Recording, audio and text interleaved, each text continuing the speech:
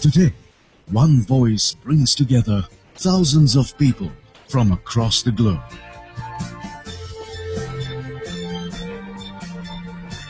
I have heard when more than half of the nation was in darkness, how come Gujarat managed 24 hours electricity? Can the right moral values and progress walk hand in hand? Witness an epic moment as Narendra Modi becomes the first Indian politician to use Google Plus Hangout to answer your questions and share his vision for a strong and glorious India, long cherished by Swami Vivekananda. Get face to face with the Chief Minister along with Ajay Devgan as he takes your questions and speaks about his point of view on Indian culture, politics, social issues, economic growth, and his personal style. Welcome to this defining moment on Google Plus Hangout. Hello everyone. Welcome to the Google Hangout. We're very sorry, we apologize for the delay because we were told that the whole system crashed. There was so much of traffic and it took us an hour to manage that. But anyways, now that we start, जब मुझसे पूछा गया कि will I be a part of this, तो मैंने immediately हाँ कर दी. क्योंकि मोदी जी के बारे में मैंने बहुत कुछ सुना था कि बहुत कमाल के लीडर हैं, बहुत सारे रिफॉर्म्स किए हैं उन्होंने, एजुकेशन से लेके इंफ्रास्ट्रक्चर तक, इंडस्ट्रीज के लिए रेड कारपेट वेलकम है, he is a people's leader. फिर मुझे इनसे मिलने का मौका मिला when we started a solar project in Gujarat called Roha solar. और जो कुछ मैंने इनके बारे में सुना था, मुझे लगा कि सब का सब सही है. जिन जिन लोगों ने जो मुझे बताया था, I think everything was right in front of me. तो मैंने इनसे बहुत सारे सवाल किए कि कैसे मैनेज किया आपने और आपकी टीम ने इतने सब रिफॉर्म्स और ये सब. तो इन्होंने बहुत सारे इंटरेस्टिंग जवाब दिए मुझे. आज आपका मौका है, आप इनसे डायरेक्टली सवाल पूछ सकते हैं. तो मिस्टर मोदी.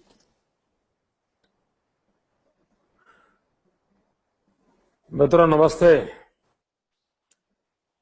ये मेरा सौभाग्य है कि मुझे आज विश्व भर में फैले हुए भारत के संबंध में जिज्ञासा रखने वाले लोगों से और भारत के प्रति प्रेम रखने वाले आप सबसे मिलने का अवसर मिला है.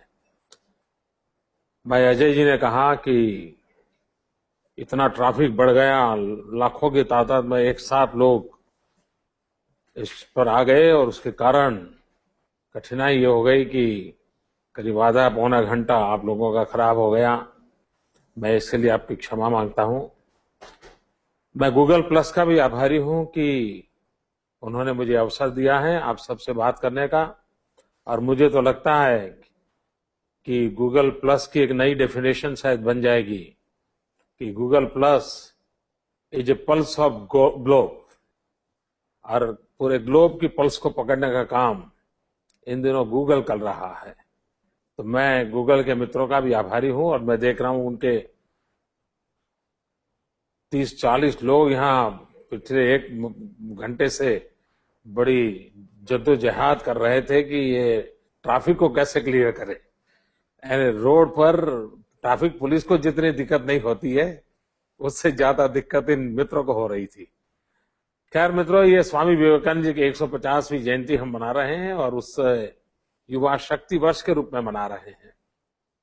और उस समय मुझे आप सब नौजवानों से मिलने का जो अवसर मिला है, ये अपने आप में मैं अपना एक सौभाग्य मानता हूं. स्वामी विवेकानंद जी का सपना था भारत माता विश्व गुरु बने. क्या हम सब मिलकर के स्वामी विवेकानंद के इन सपनों को पूरा कर सकते हैं? मेरी आत्मा कहती है कि 120 करोड़ के देश में वो ताकत है कि स्वामी विवेकानंद के सपनों को पूरा कर सकते हैं. 150वीं जयंती जब मना रहे हैं तब उन सपनों को पूरा करने का प्रयास करने का एक संकल्प का अवसर बने, इस दृष्टि से हम आगे बढ़ रहे हैं. मित्रों, मेरी आप सबसे गुजारिश है, एक के बाद एक आपकी भावनाओं को मैं समझने की कोशिश करूंगा, आपके सवालों का जवाब देने का प्रयास करूंगा.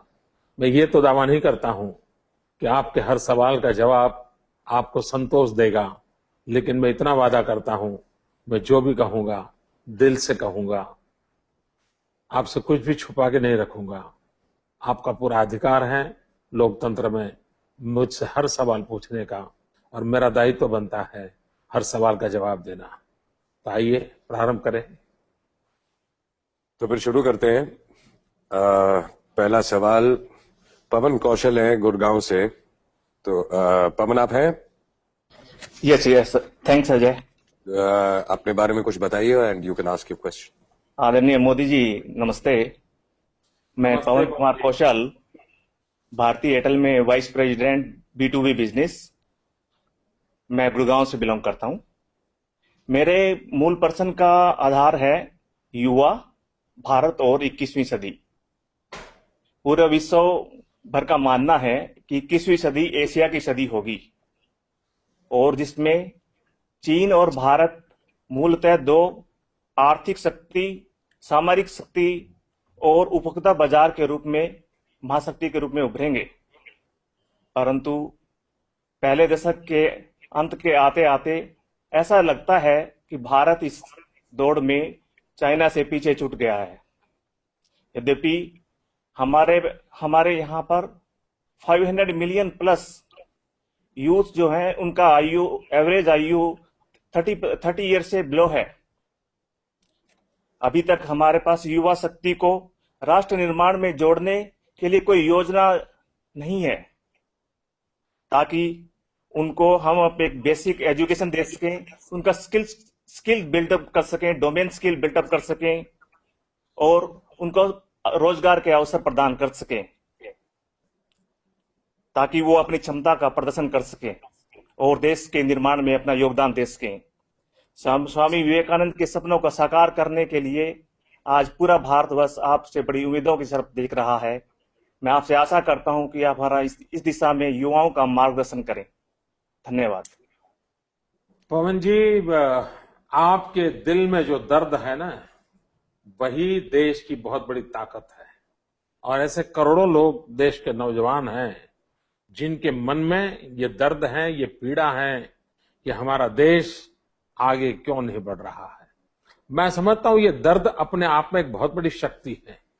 जहां तक आपने कहा कि 21वीं सदी एशिया की सदी है, ये दुनिया ने स्वीकार किया हुआ है। 21वीं सदी एशिया की है तो क्या वो हिंदुस्तान की सदी बनेगी या चाइना की सदी बनेगी, इसकी डिबेट चल रही है। मित्रों, जब जब विश्व मानव जात ने ज्ञान युग में प्रवेश किया है, तब भारत ने नेतृत्व किया है। 21वीं सदी ज्ञान की सदी है, सामरिक संसाधनों की सदी नहीं है, आर्थिक संपन्नता की सदी नहीं है। और जहां ज्ञान की सदी का सवाल है, तब मैं बहुत अंतर्मन से मानता हूं कि इस सदी में भारत नेतृत्व करेगा और पूरी शक्ति के साथ नेतृत्व करेगा और विश्व कल्याण के मार्ग पर जाएगा। दूसरा विषय जो आपने कहा, ये बात सही है कि हमारा देश डेमोग्राफिकली विश्व का सबसे युवा देश है। 65% पॉपुलेशन आज देश की 35 से नीचे है। और जिस देश के पास इतना बड़ा युवा वर्कफोर्स हो, अगर उसको ठीक ढंग से चैनलाइज किया जाए तो हम देश की बहुत बड़ी सेवा कर सकते हैं। और उसमें एक महत्वपूर्ण काम है स्किल डेवलपमेंट। आपकी बात सही है कि चाइना ने स्किल डेवलपमेंट को बहुत महत्व दिया है। हजारों की तादाद में स्किल डेवलपमेंट के काम चल रहे हैं। भारत ने भी उस दिशा में कुछ प्रयास आरंभ किए हैं, लेकिन गुजरात ने विशेष रूप से इस पर बल दिया है। हम स्वामी विवेकानंद जी की 150वीं जयंती को युवा वर्ष के रूप में मना रहे हैं, लेकिन उसमें स्पेशल फोकस हमारा है स्किल डेवलपमेंट। और हमने पूरे गुजरात में इतनी बहुत बड़ी मात्रा में, इतने क्षेत्रों में स्किल डेवलपमेंट के काम को शुरू किया है कि जिसके कारण वैल्यू एडिशन हो रहा है, एक प्रॉपर वर्कफोर्स तैयार हो रहा है और हम ग्लोबली कॉम्पिटिटिव बने। विश्व के बाजार को कब्जा करने का सपना देख करके हम मैन्युफैक्चरिंग की दुनिया में हमारे स्किल का उपयोग करें, इसकी ओर हम ध्यान दे रहे हैं। और मुझे विश्वास है कि भारत विश्व गुरु बनेगा। भारत की युवा शक्ति पूरे विश्व में भारत का नाम रोशन करेगी। जब तक आईटी का जमाना नहीं आया था, दुनिया हिंदुस्तान की तरफ देखने को तैयार नहीं थी। जब आईटी में हमारे 20-22 साल के नौजवानों ने दुनिया को अचरज में डाल दिया, पूरी दुनिया को हिंदुस्तान के ज्ञान का लोहा मानना पड़ा। तो पूरे विश्व ने आज हमें शक्ति के रूप में स्वीकार किया है। ये हमारे 18, 20, 22 साल के नौजवानों ने किया है। तो मुझे उन पर भरोसा है, मुझे उन पर नाज है। वो आगे चल करके भी उस शक्ति और सामर्थ्य को दिखाएंगे। गुजरात ने कुछ प्रयास किए हैं, प्रयोग किए हैं, वो सफल रहे। मैं एक छोटा सा प्रयोग बताता हूं। मेरे चेंबर में, मेरी ऑफिस में एक सीएम फेलोशिप का कार्यक्रम मैं करता हूं और मैं विश्व के भारतीय युवकों को निमंत्रित करता हूं कि आइए सीएम फेलोशिप में जुड़िए। आपको जानकर के हैरानी होगी, जिनको साल का 1 करोड़, 2 करोड़, 5 करोड़ के पैकेज हैं, ऐसे नौजवान अपनी ऐसी होनहार नौकरी छोड़ करके मेरे यहां सीएम फेलोशिप में आते हैं। 15,000, 20,000 रुपए में काम करते हैं। छोटी सी कुटिया में रहते हैं, एक छोटे से रूम में रहते हैं और पूरी सिस्टम को समझते हैं। और उनके कारण मुझे इतनी फ्रेश एयर मिलती है, इतने नए नए विचार मिलते हैं, इतनी नई टेक्नोलॉजी का वो उपयोग करते हैं कि पूरी मेरी व्यवस्था बहुत तेजी से बढ़ रही है। और मेरा ये सीएम फेलोशिप का प्रयोग पिछले 2-2.5 साल से ही मैंने चलाया है। आगे चल करके मैं उसको बहुत विस्तार करने वाला हूं। तो देश की युवा शक्ति को हम उपयोग कर सकते हैं। पिछले साल मैंने एक कार्यक्रम किया था, गुजरात गोल्डन जुबली ईयर था। गुजरात गोल्डन जुबली ईयर में मैंने युवकों को कहा कि आप 100 घंटे दीजिए। और मैं हैरान हूं कि करीब करीब लाखों की तादाद में नौजवानों ने 100 घंटे दिए। अपने तरीके से कहीं सफाई का काम किया, कहीं शिक्षा का काम किया, कहीं आरोग्य का काम किया और किसी भी प्रकार की प्रतिष्ठा प्रसिद्धि के लिए नहीं किया, कुछ न कुछ देश को देने के लिए किया। अगर आज मेरे जैसे एक छोटे व्यक्ति ने नौजवानों को प्रार्थना की और इतनी बड़ी तादाद में 100 अवर देने वाले नौजवान मिल गए, ये बहुत बड़ी बात है। मैंने अभी मेरे यहाँ एक अभियान चलाया है, गुटखा मुक्ति अभियान। लोगों को कैंसर से पीड़ित हो जाते हैं नौजवान, गुटखा खाने के कारण। माँ बाप अपना नौजवान बेटा खो देते हैं, कई नौजवान बहन विधवा हो जाती हैं। इस पीड़ा को देख करके गुजरात में हमने गुटखा प्रतिबंध का अभियान चलाया और मैंने एक लोगों को अभियान किया कि आप मुझे 8009 मिस कॉल करके मेरे साथ समर्थन जुड़ाइए। मैं देख रहा हूं कि नौजवान इस काम को आगे बढ़ा रहे हैं। 8009 इस पर मिस कॉल कर करके इस पूरे मेरे काम को इतना संबल दे रहे हैं कि मोदी जी, गुटखा मुक्ति के लिए हम आपके साथ हैं। ये नौजवानों की शक्ति को जोड़ने के हमको तरीके ढूंढने पड़ेंगे और अगर हम तरीके ढूंढेंगे, मैं मानता हूं हमें सफलता मिलेगी। पवन, मैं बहुत आभारी हूं आपका। आपने देश की चिंता की है, देश के भविष्य की चिंता की है और विशेष करके देश के नौजवानों के लिए आपके दिल में दर्द है। वही दर्द देश की एक नई ताकत है। माननीय मोदी जी, आपने जो मार्गदर्शन किया उसके लिए धन्यवाद। मैं आपसे अपेक्षा करता हूं कि आपके गुजरात से बाहर पूरे देश के युवाओं का मार्गदर्शन कीजिए। हम सब युवा भी आपके साथ कदम से कदम मिलाने के लिए तैयार खड़े हैं। धन्यवाद। थैंक यू पवन। मुझे और ऐसा लगता है कि जो की टू प्रोग्रेस अगर देश का है तो वो एजुकेशन है। राइट। जिसमें आप कुछ कहना चाहेंगे कि आप? देखिए, शिक्षा के क्षेत्र में हमारी आवश्यकता है कि हम प्राइमरी एजुकेशन पर बल दें, एजुकेशनल इंफ्रास्ट्रक्चर पर बल दें और उसके बड़े से साथ साथ अच्छे टीचरों पर बल दें। आप जानते हैं कि आज किसी भी माँ बाप को पूछ लिया जाए कि आपके जीवन की एक पहली प्राथमिकता क्या है, हिंदुस्तान के अमीर से अमीर व्यक्ति को भी पूछोगे, गरीब से गरीब व्यक्ति को पूछोगे, तो जवाब यह देगा कि मेरी प्राथमिकता है मेरे बच्चों की शिक्षा। हर व्यक्ति को अपने बच्चों की शिक्षा की चिंता है। अमीर से अमीर आदमी को भी बच्चों की शिक्षा की चिंता है। और बच्चों की शिक्षा का मतलब ये नहीं है कि एयर कंडीशन स्कूल, उसकी अपेक्षा है अच्छे टीचर। हमारे देश में अच्छे टीचर का निर्माण हो, इस पर एक नए तरीके से सोचने की आवश्यकता है। हमारे यहाँ आईआईएम चलते हैं, आईआईएम से पढ़ करके सीईओ निकलते हैं। दुनिया की कंपनियों को बढ़िया ढंग से चलाने वाले सीईओ को पैदा करने का काम हिंदुस्तान की कई आईआईएम के द्वारा हो रहा है। क्यों न हम एक नया इनिशिएटिव ले।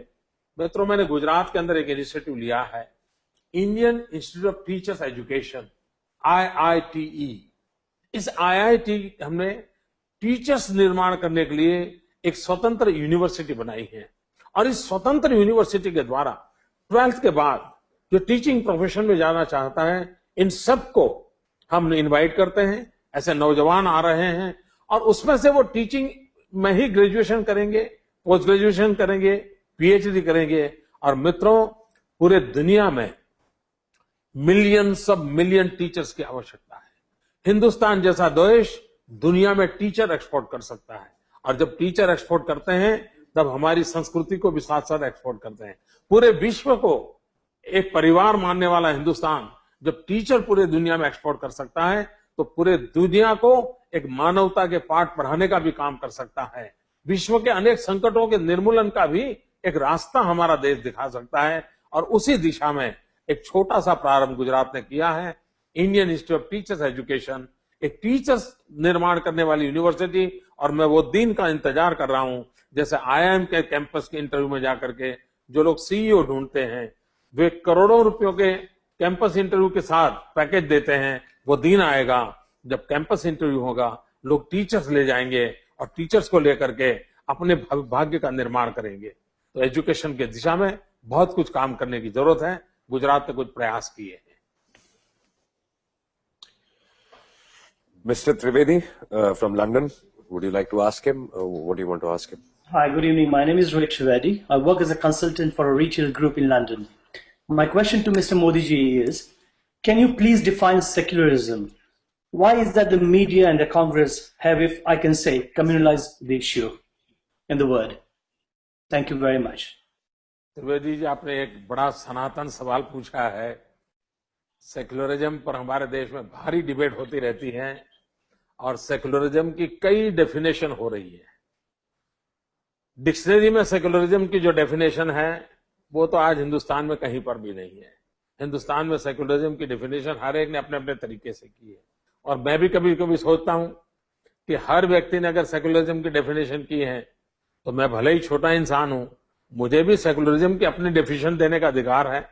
तो मैं हमेशा कहता हूं कि मेरे लिए सेक्युलरिज्म मीन्स इंडिया फर्स्ट, मेरा भारत सबसे पहले।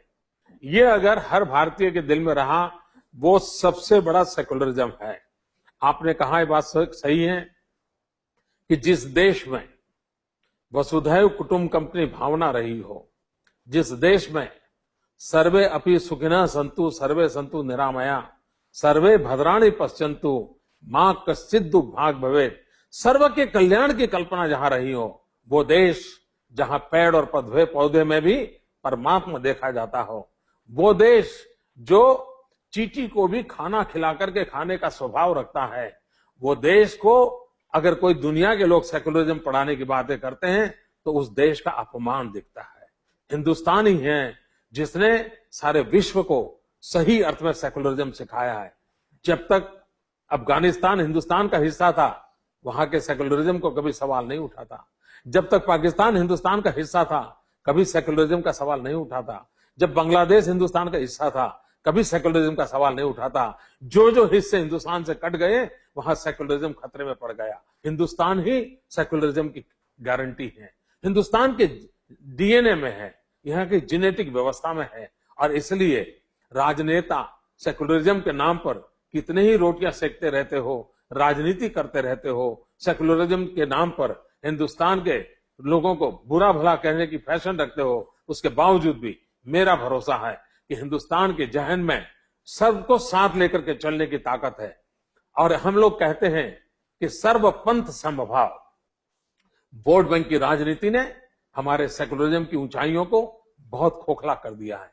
जिस दिन वोट बैंक की राजनीति खत्म होगी, हिंदुस्तान का सेक्युलरिज्म पूरा विश्व समझ पाएगा। विश्व को साथ रखने का सामर्थ्य, मुझे गुजरात का उदाहरण है। आज से 700 साल पहले दुनिया की माइक्रो माइनॉरिटी पारसी कौम ईरान से आई और मेरे गुजरात के अंदर भाई की तरह बस गई। आज हमारे यहाँ दुनिया की माइक्रो माइनॉरिटी गुजरात में रहती है और सबसे सुखी है, सबसे संतोषी हैं। ये मैं गुजरात के अनुभव से कह सकता हूं। ये हिंदुस्तान की ताकत है और उस ताकत में हमें नाज होना चाहिए। हम पूरे विश्व को अपना मानने वाले लोग हैं, पूरे विश्व को एक परिवार मानने वाले लोग हैं और इसलिए सेक्युलरिज्म पर कोई खतरा नहीं है। सेक्युलरिज्म की समझ को कुछ लोगों ने नुकसान पहुंचाया है, वोट बैंक की राजनीति खत्म हो जाएगी तो वो भी ठीक हो जाएगा, ये मेरा विश्वास है। Thank you very much for your answer, and I wish you all the best for your coming election, and wish I can work as a volunteer for you one day. Thank you. Thank you. Mr. Mani Bhushan from Bangalore. Good evening mister Ajay Devgan, Narendra Modi ji, और मैं आपके इस पहल का तहे दिल से स्वागत करता हूं। चलिए, माय क्वेश्चन इज, जैसा कि हम सभी जानते हैं आजकल maximum number of youth don't want to involve themselves in politics because इसका एक ही रीजन है कि पॉलिटिशियन का bad image, even if they want their family will not allow to do so. तो आपका क्या इस पर पॉइंट ऑफ व्यू है? बिकॉज वी ऑल नो कि until and unless youth will not be active, we cannot expect India to be a developed country by 2020 or before that. What you wanted to say or how you would like to convey them? देखिए, राजनीति अपने आप में खराब नहीं है। ये देखा जाए तो भगवान कृष्ण किस चीज से जुड़े हुए थे? वो जो सारा कारोबार था वो अपने आप में राजनीति थी। भगवान रामचंद्र किससे जुड़े थे? वो जो कारोबार था वो अपने आप में राजनीति थी। भगवान बुद्ध कहाँ पैदा हुए थे? राज परिवार में पैदा हुए थे। महात्मा गांधी जी ने राजनीतिक सॉल्यूशन खोजने के लिए, देश को आजादी देने के लिए राजनीतिक क्षेत्र को पदार्पण करके पूरे देश को जगाया था। तो राजनीति अपने आप में खराब नहीं है, लेकिन दुर्भाग्य से हमारे देश में आजादी की जो ललक थी, आजादी के बाद उस ललक को जिंदा रखने का जो जरूरत थी, हमने स्वराज्य प्राप्त किया, उसी मिजाज से सुराज्य प्राप्त करने की दिशा में हमने अगर प्रयास किया होता और देश के युवाओं को इस सुराज्य के निर्माण के लिए जैसे आजादी में हिस्सेदार बनाया था, देश आजाद होने के बाद भी हिस्सेदार बनाया होता, तो शायद ये दूरी न होती और आज स्पेशल कोशिश करके एंट्री लेने का प्रयास करना पड़ता है, वो नहीं होता, वो सहज रूप से होता। दूसरी बात है, आज से 30-40 साल पहले हमारा देश का जो नेतृत्व उभर करके आता था वो या तो आजादी के आंदोलन में से पैदा हुआ था या रचनात्मक कार्यों से हो रहा था, लेकिन धीरे धीरे धीरे गिरावट आई। वो परिवार में से नेतृत्व पैदा होने लग गए, धीरे धीरे गिरावट आई। वो जातिवाद में से नेतृत्व पैदा होने लगे, जातिवादी जहर में से नेता बड़ा होने लगा। धीरे धीरे माफिया भी राजनीति में आने लगे, बंदूक की नोक से नेता पैदा होने लगे। तो इस प्रकार की बुराइयां आई हैं। उन बुराइयों को रोकना है तो अच्छे पढ़े लिखे नौजवानों ने निष्ठा के पूर्वक आगे आना पड़ा है। देश के लिए कुछ झेलना पड़े तो झेल करके भी आना पड़ेगा। अपने परिवार की भी आलोचना सहनी पड़े तो आना पड़ेगा। हम ये सोचे कि सब कंफर्ट होगा, जैसे किसी के माँ बाप राजनीति में है और जैसे ही सीधा उसको स्ट्रेट वे प्रगति हो जाती है, हर एक की नहीं होगी। भाइयों बहनों, मैं अपने आप में बहुत ही सामान्य परिवार से आता हूं। मेरे परिवार में राजनीति का र भी कोई नहीं जानता है। मेरे पिताजी कभी गांव के अंदर भी क्या पद होता है वो जानते नहीं थे, लेकिन मैं हिम्मत के साथ समाज के लिए कुछ करने के लिए निकल पड़ा। राजनीति रास्ता बनाती चली और आज मुझे गर्व है कि राजनीति की वो ताकत होती है कि जहां बैठा हुआ व्यक्ति नीति निर्धारण कर सकता है, पॉलिसी फ्रेमवर्क बना सकता है और पीढ़ी तक उसका प्रभाव पैदा कर सकता है। और इसलिए राजनीति बहुत ही निर्णायक पोजीशन पर होती है। मैं नौजवानों को निमंत्रण देता हूं कि आप आइए, लेकिन मैं उसके पहले ये कहना चाहूंगा, कुछ बनने के लिए जो लोग राजनीति में आते हैं वो राजनीति को भी बुरा करते हैं, खुद के जीवन को भी बर्बाद करते हैं। मेरी प्रार्थना होगी नौजवानों को, मुझे सलाह देने का अधिकार तो नहीं है, लेकिन अनुभव से मैं कहता हूं, बनने के सपने देख करके राजनीति में नहीं आना चाहिए, कुछ करने के सपने देख करके राजनीति में आना चाहिए। मैं भरोसा देता हूं आप कर भी पाएंगे और हो सकता है जनता आपको भी कुछ बना के रहेगी। जनता पे छोड़ दीजिए, आप कुछ करने के मकसद से आइए कि मुझे ये चेंज लाना है, मुझे ये परिवर्तन लाना है, मैं मेहनत करूंगा, मैं इस इलाके को ठीक करूंगा, मैं इतने दोस्तों को साथ लेके चलूंगा। आप आइए, आप हिम्मत रखिए और बहुत ही कंफर्ट सोचते होंगे। और मित्रों, राजनीति ये मक्खन पर लकीर करने वाला खेल नहीं है। राजनीति ये पत्थर पर लकीर करने वाला खेल है और पत्थर पर लकीर करने का शौहर देश के नौजवानों में होता है। वो आएंगे, मुझे विश्वास है बहुत ही उत्तम काम करके जाएंगे। बहुत बहुत धन्यवाद माननीय नरेंद्र मोदी जी और अजय देवगन साहब कि आपने हमारे सवालों का इतने अच्छे से जवाब दिया और इसके लिए हम आपको तहे दिल से फिर से स्वागत करते हैं। एक सवाल है, रिटन सवाल है, Seema call from Jammu and Kashmir. Modi ji, how has your experience of the idea of urbanisation been? Do you see it has made governance stronger at the local level?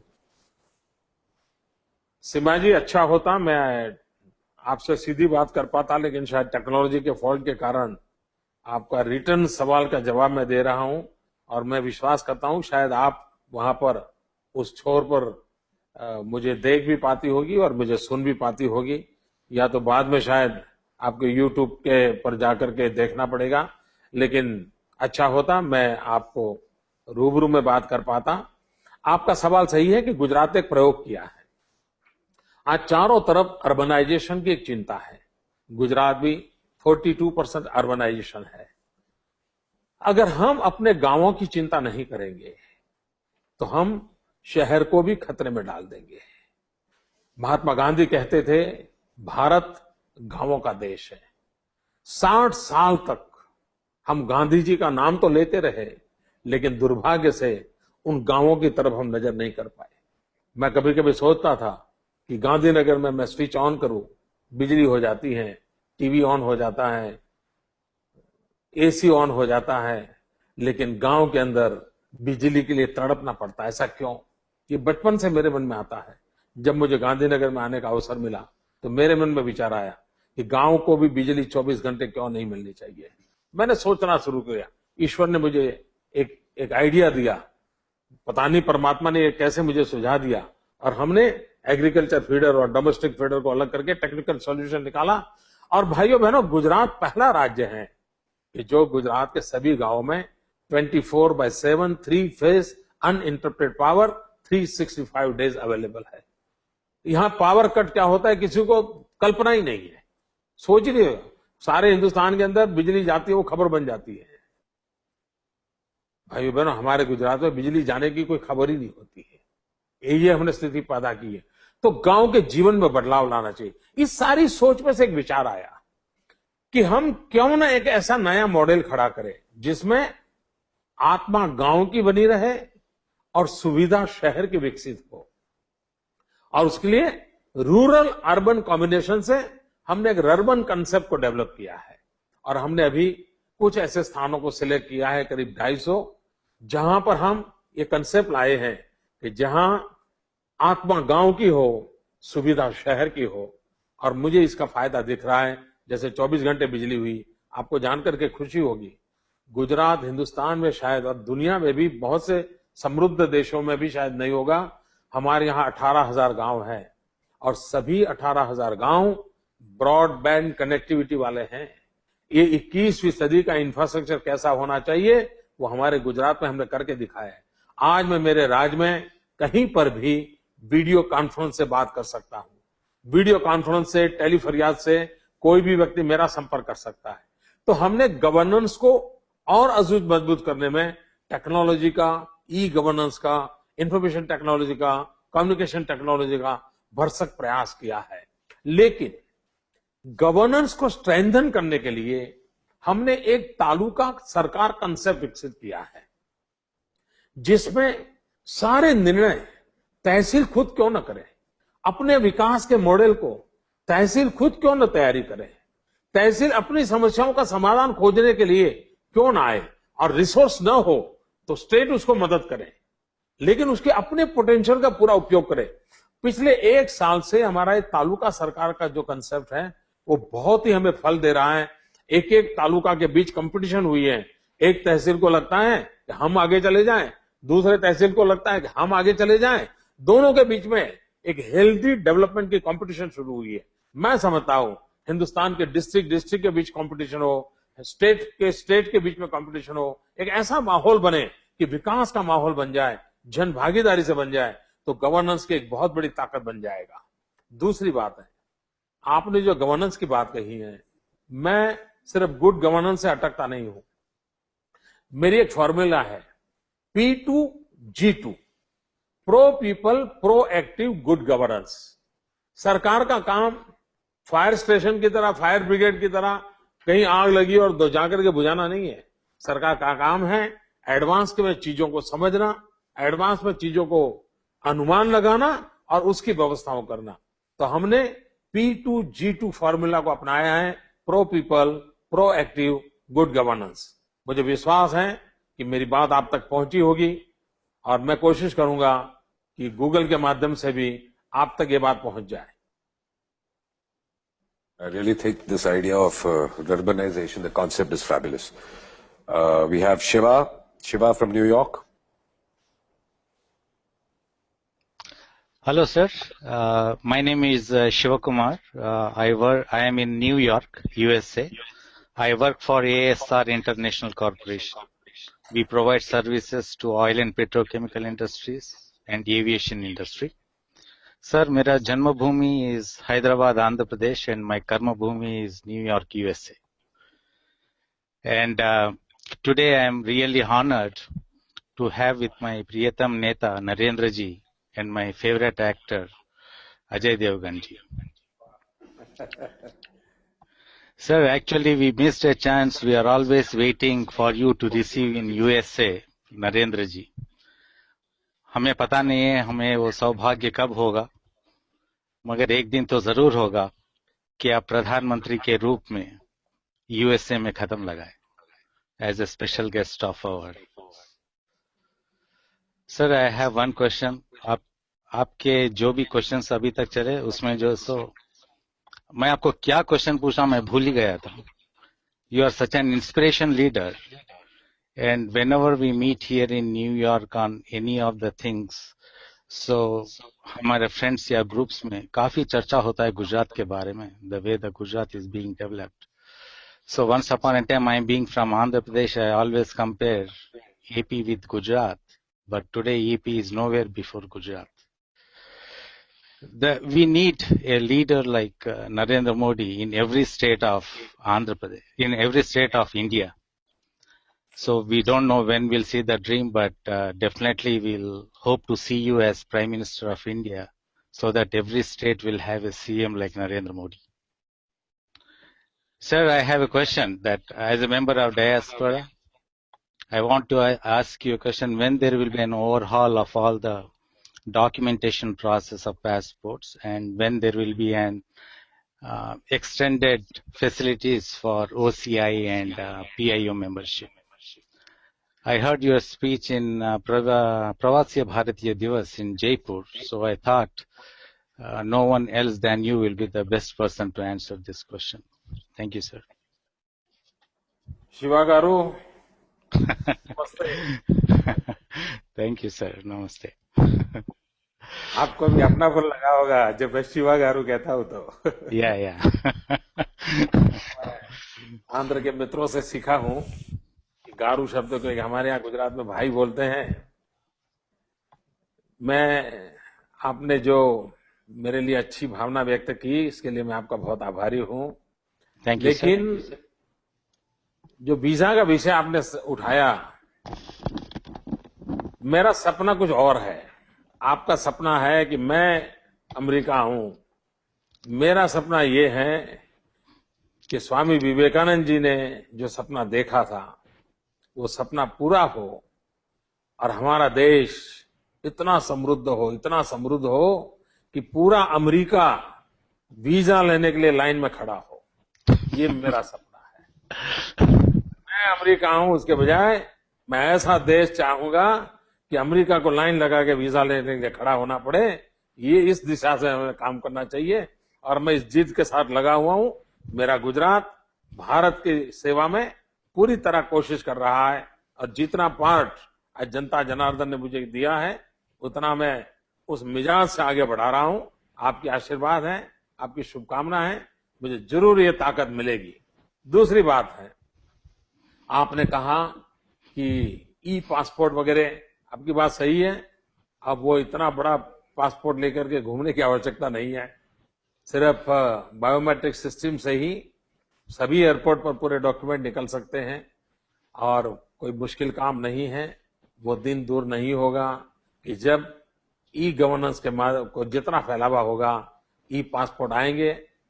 Bharat सरकार कब करेगी, कैसे करेगी वो मैं नहीं जानता हूं, लेकिन अगर भारत सरकार गुजरात के लोगों का पासपोर्ट ऐसा बनाने का काम मुझे दे दे तो मैं 1 साल में कर सकता हूँ। और मैं आप भी अगर हिंदुस्तान का पासपोर्ट रखते हैं तो मैं कहूंगा कि आप गुजरात के नागरिक बन करके आप जरूर उस पासपोर्ट को हमारे यहाँ निकलवा दीजिए।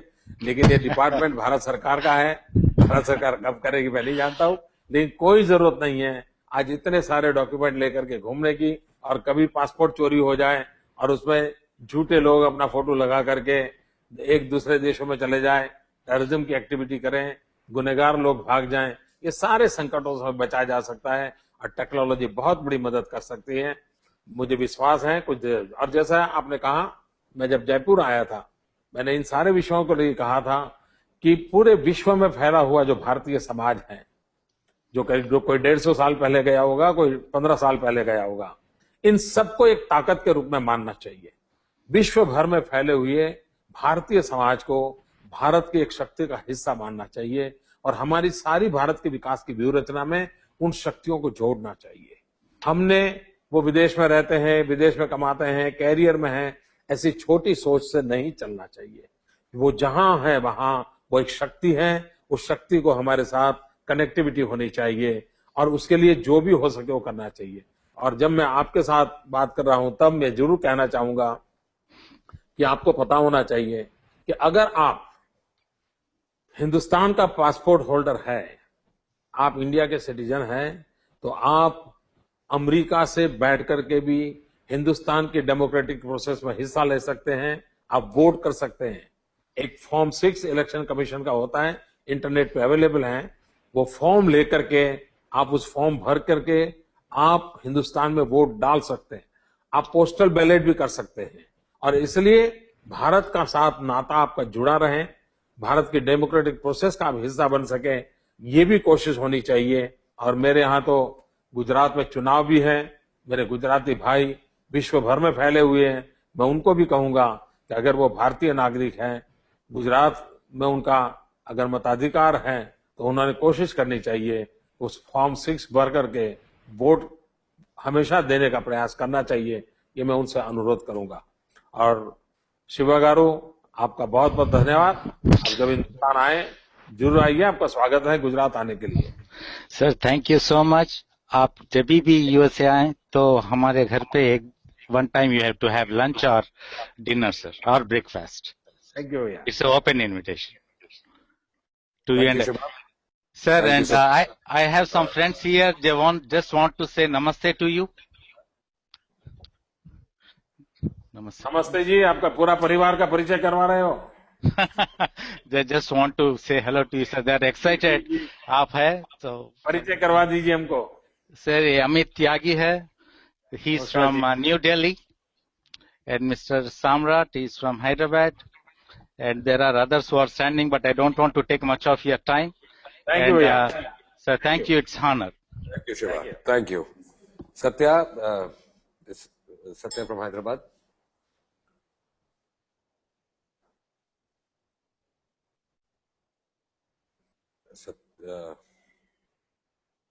Is Satya there or should we move on? Yes, I'm there. Hello. Okay. Namaste, Ajay ji, I'm there.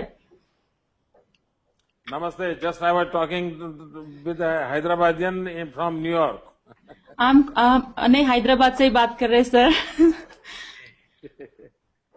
Hindustan के रहने वाले तो हिंदुस्तानी रह के इधर ही रह गए। मेरा नाम सत्यलक्ष्मी है, हैदराबाद की रहने वाली हूँ, सॉफ्टवेयर कंपनी में काम करती हूँ, साथ साथ मैं टीचर भी हूँ। जैसे कि आपने बोला कि टीचरों की बहुत जरूरत है हमारे लिए, तो मेरे को अच्छा लगता है टीचिंग करना और मैं टीचर भी हूँ।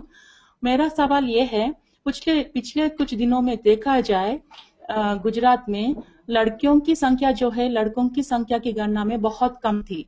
आपके शासन के 10 साल में ये संख्या जो है बहुत अच्छी वृद्धि हो गई है, लड़कियों की संख्या जो है वो अच्छी वृद्धि हो गई है। आपने ऐसा क्या जादू किया कि लोगों की दृष्टि बदल गई है, सोच बदल गई है, जिससे इतना अच्छा बदलाव आया? सत्या जी, आपने मेरे हृदय को छूने वाला सवाल पूछ लिया है। It touch to my heart. मैं आपको विस्तार से बताना चाहूंगा और शायद श्रोताओं को भी ये मेरे मन की बात सुनना अच्छा लगेगा।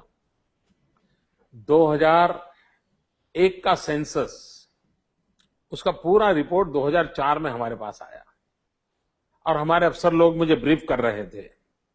और उसमें जब मैंने ये जेंडर की स्थिति देखी, मेल फीमेल रेशियो देखा, तो मैं चौंक गया। यानी मैं एक प्रकार से कांप गया था। मैंने सोचा कि ये समाज कैसे चल सकता है अगर 1000 लड़कों के सामने 700 प्लस लड़कियां हैं, तो संसार कैसे चलेगा? ये इम्बैलेंस क्या परिस्थिति पैदा करेगा? और कुछ तहसील में तो हालत और खराब थी, जिसने मुझे बहुत बहुत पीड़ा दी। लेकिन मुझे उसमें से एक आशा भी जन्मी। मेरे यहाँ जो उमरगांव से अंबाजी तक का ट्राइबल बेल्ट है, जो मेरा आदिवासी भाई है, वहां पर लड़कों से लड़कियों की संख्या थोड़ी ज्यादा थी। बहुत ज्यादा नहीं थी, लेकिन थोड़ी ज्यादा थी। 1000 के सामने 1020, 1025 ये संख्या थी। तो मुझे लगा कि मेरे ट्राइबल भाइयों बहनों से मुझे कुछ सीखना चाहिए और मेरे गुजरात को भी सिखाना चाहिए और पढ़े लिखे लोगों को ज्यादा सिखाना चाहिए, क्योंकि जब तक दिमाग में बेटा बेटी एक समान ये भाव पैदा नहीं होता है, तब तक ये परिस्थिति बदलनी नहीं। और इसके लिए जन आंदोलन खड़ा करना चाहिए। और हमने खुद ने बहुत बड़ा जन आंदोलन किया। मैं खुद उसका नेतृत्व करता था। राजनीति को बाजू में छोड़ दिया, सरकार को बाजू में छोड़ दिया। मैं हर हफ्ते समय देता था बेटी बचाओ आंदोलन के लिए।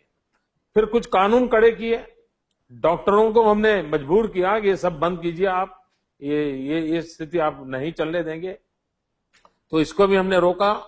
और साधु संतों को जोड़ा, मैरिज सेरेमनी में भी शपथ दिलवाना शुरू कर दिया। मास मैरिजेज मेरे यहाँ होते हैं, उसमें भी शपथ दिलाना शुरू कर दिया। माताओं को विशेष रूप से इकट्ठा किया कि अब हम किसी भी मां की गोद से, पेट से बेटी की हत्या नहीं होने देंगे। अनेक बच्चों ने ड्रामा तैयार किए, स्ट्रीट ड्रामा तैयार किए। यानी लोक शिक्षा का एक अनुभव हुआ। कभी कभी हमने एक ऐसे कुछ तो इमोशनल ड्रामा बनाए हुए हैं कि गर्भ में से ही बेटी बोल रही है कि मां तुम मुझे मत मारो। वो जब कहती है तो पूरा ऑडियंस रो पड़ता है।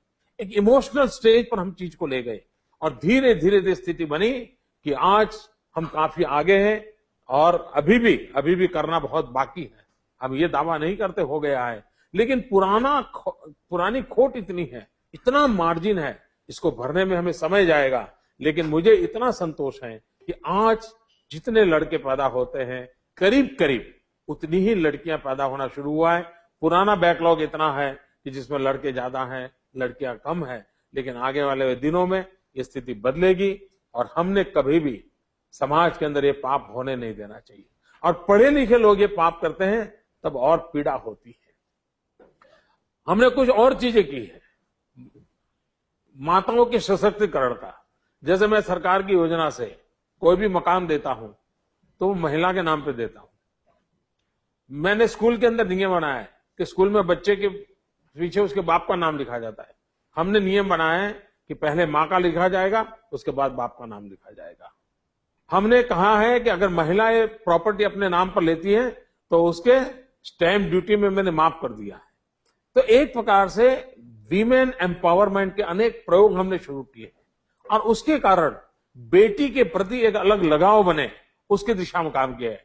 दूसरा, मैंने एक अभियान चलाया है गर्ल चाइल्ड एजुकेशन का। आज 100% मेरे यहाँ स्कूल जाने योग्य बच्चियां स्कूल में दाखिल हो रही है।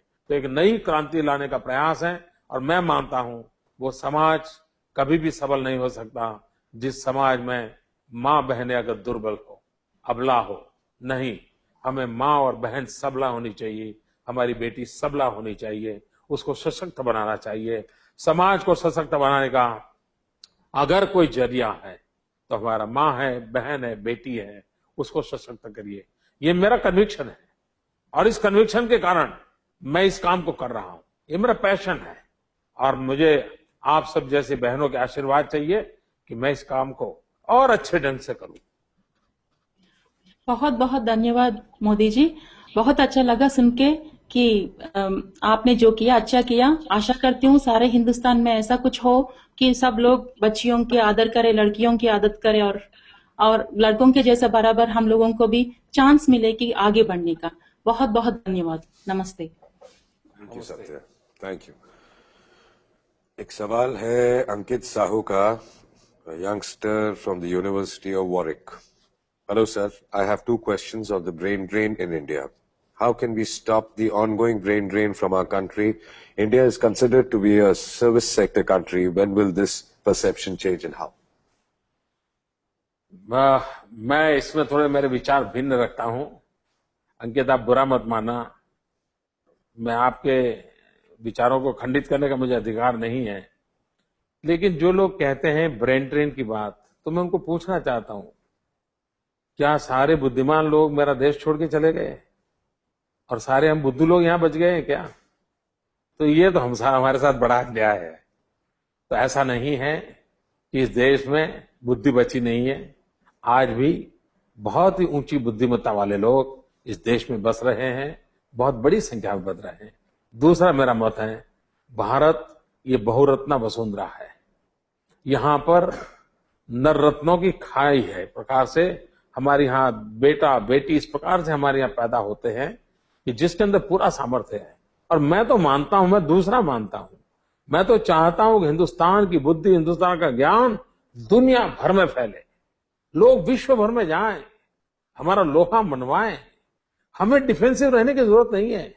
मैं तो कभी कभी अभी तक सोच नहीं पाया हूं, जब हम माइथोलॉजी में सुनते हैं कि पहले के जमाने में ऐसा निर्णय हुआ था कि साधु महात्मा समुद्र पार नहीं कर सकते, और उसके कारण हिंदुस्तान से ये जो समृद्ध चीजें थी बाहर जा नहीं सकती हैं। अगर अच्छा होता उस समय विश्व में हमारे साधु महात्मा, हमारे ऋषि मुनि समुद्र पार करके गए होते, तो मानव जात को बहुत कुछ नई चीजें दे करके आए होते। और इसलिए भारत के पास दुनिया को देने का बहुत कुछ है, और हम इतने संकुचित क्यों बने कि हमारा देश का कहीं जाना ही नहीं चाहिए। अरे पूरा विश्व एक परिवार बना है, मेरे विश्व की पूरी शक्तियां विश्व भर में फैले, मेरे विचार अलग है। और भारत में कोई खोट नहीं है, एक जाएगा तो दूसरा आएगा, दूसरा जाएगा तो तीसरा आएगा।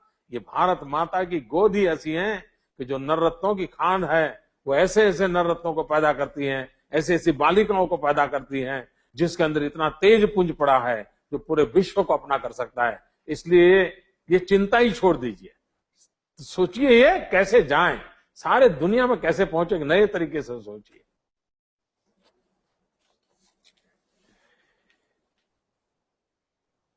We have Atif from Mumbai. Hello sir,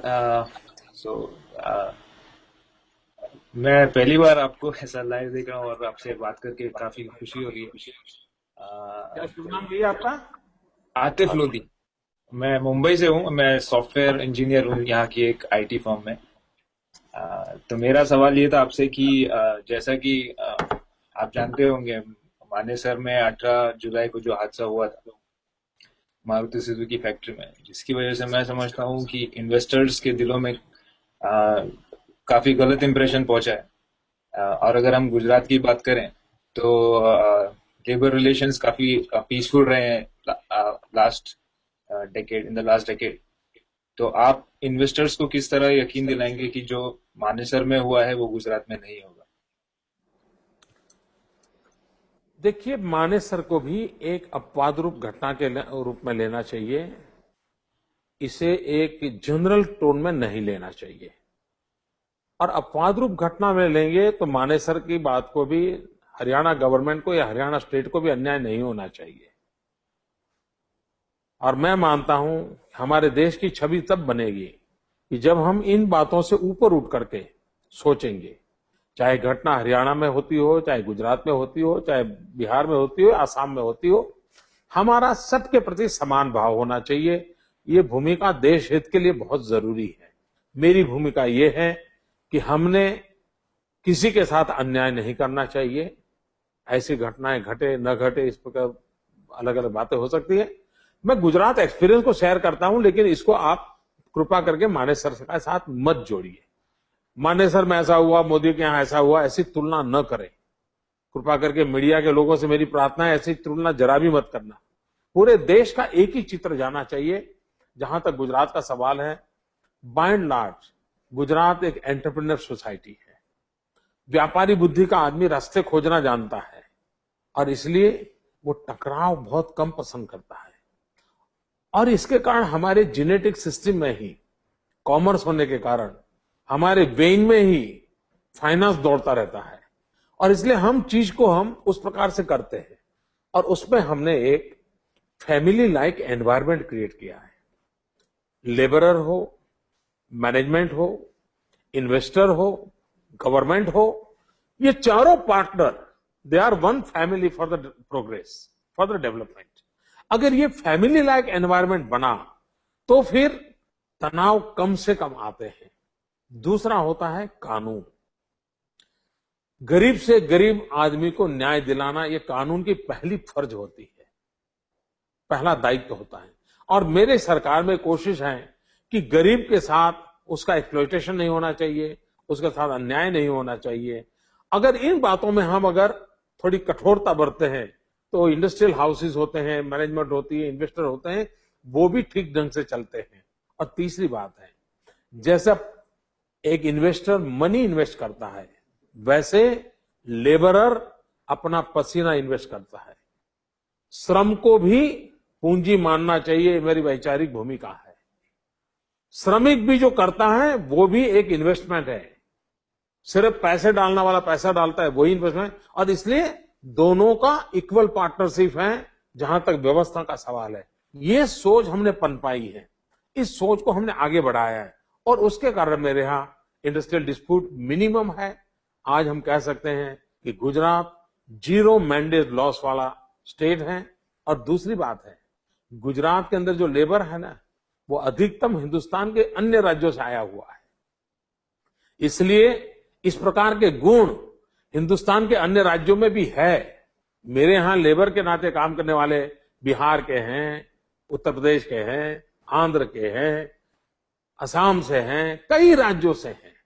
वो सब मिलकर के एक परिवार की तरह भारत के विकास के लिए, औद्योगिक विकास के अंदर अपना पसीना बहा रहे हैं। उन सबको मैं सलाम करता हूं। और जैसे सत्यमेव जयते कहते हैं, उसी प्रकार से श्रम एव जयते, इस मंत्र को भी हमने स्वीकार करना होगा। डिग्निटी ऑफ द लेबरर्स, इस पर हमने बल देना होगा। जब अगर हम इन चीजों को करते हैं तो समस्याएं बहुत कम हो जाती है, देश को हम संकटों से बचा सकते हैं और विश्व के लोगों को एक भरोसा दिला सकते हैं। दूसरी बात है, इन्वेस्टर तब आता है कि जिसको उसको स्किल्ड मैन पावर चाहिए, रॉ मैन पावर नहीं चलता है। अगर इसलिए वैल्यू एडिशन करना चाहिए, और जिस प्रकार के हम इन्वेस्टर को लाना चाहते हैं उस प्रकार का इंफ्रास्ट्रक्चर होना चाहिए, उस प्रकार का ह्यूमन रिसोर्स डेवलपमेंट होना चाहिए, उस प्रकार की फाइनेंशियल तब व्यवस्थाएं होनी चाहिए, उस प्रकार की मैनेजमेंट स्किल होनी चाहिए। अगर इन चीजों को हम करते हैं तब इन्वेस्टर को हम आकर्षित कर सकते हैं। सिर्फ एकाध छोटे इश्यू के आधार पर इन्वेस्टर नहीं आता है। उसको तो अपने रुपयों की सिक्योरिटी चाहिए, उसको अपने रुपये जो खर्च करता है, डॉलर जो लगाता है, उसमें से उसको मिलना चाहिए, और तब जाकर के वो आता है। और इसलिए मैं कहता हूं, जो गुजरात आएगा 1 रुपया बोएगा, डॉलर कमाएगा, ऐसा मैं कहता हूं। और कमाते हैं लोग, मेहनत करते हैं, हम अवसर देते हैं, और सबका सुख सबका भला होता है। Thank you, sir. Thank you for your reply and time. And I wish you all. Thank you. Thanks, Atif. Chandita Bora, Delhi. Good evening, Mr. Devgan and Modi sir. I am basically from Assam, but मैं Delhi university से law कर रही हूँ। मेरा question थोड़ा lighter note पे है। It's in 2 parts. The first part is आपको क्या खाना पसंद है? क्या कोई ऐसा एक डिश है जो आपको बहुत ज्यादा पसंद है? और क्योंकि आप एक पब्लिक लाइफ लीड करते हैं, इससे आपके डाइट पे कैसा असर होता है? Is it like, does it make very difficult for you to follow a particular type of diet? How do you manage? This is my first part. आपका कभी गुजरात आना हुआ है? हाँ जी सर। आपका कभी गुजरात आना हुआ है? नहीं, अभी तक मुझे अपॉर्चुनिटी मिला नहीं है ये to come and visit Gujarat, but I have heard it's very beautiful and very well managed. दूसरा क्या कह रही थी आप? आप एक पब्लिक लाइफ लीड करते हैं, तो इससे आपके डाइट पर क्या इफेक्ट होता है? How do you manage? सार्वजनिक जीवन में जो काम करता है उसका पेट कभी अच्छा नहीं होना चाहिए। ये मेरा मत है। क्योंकि जो सार्वजनिक जीवन में काम करता है वो उसकी लाइफ इरेगुलर होती है। आज एक गांव में तो कल दूसरे गांव में होता है, कभी यहाँ का पानी पीता है तो कभी वहां का पानी पीता है, कभी यहाँ का खाता है तो कभी वहां का खाता है।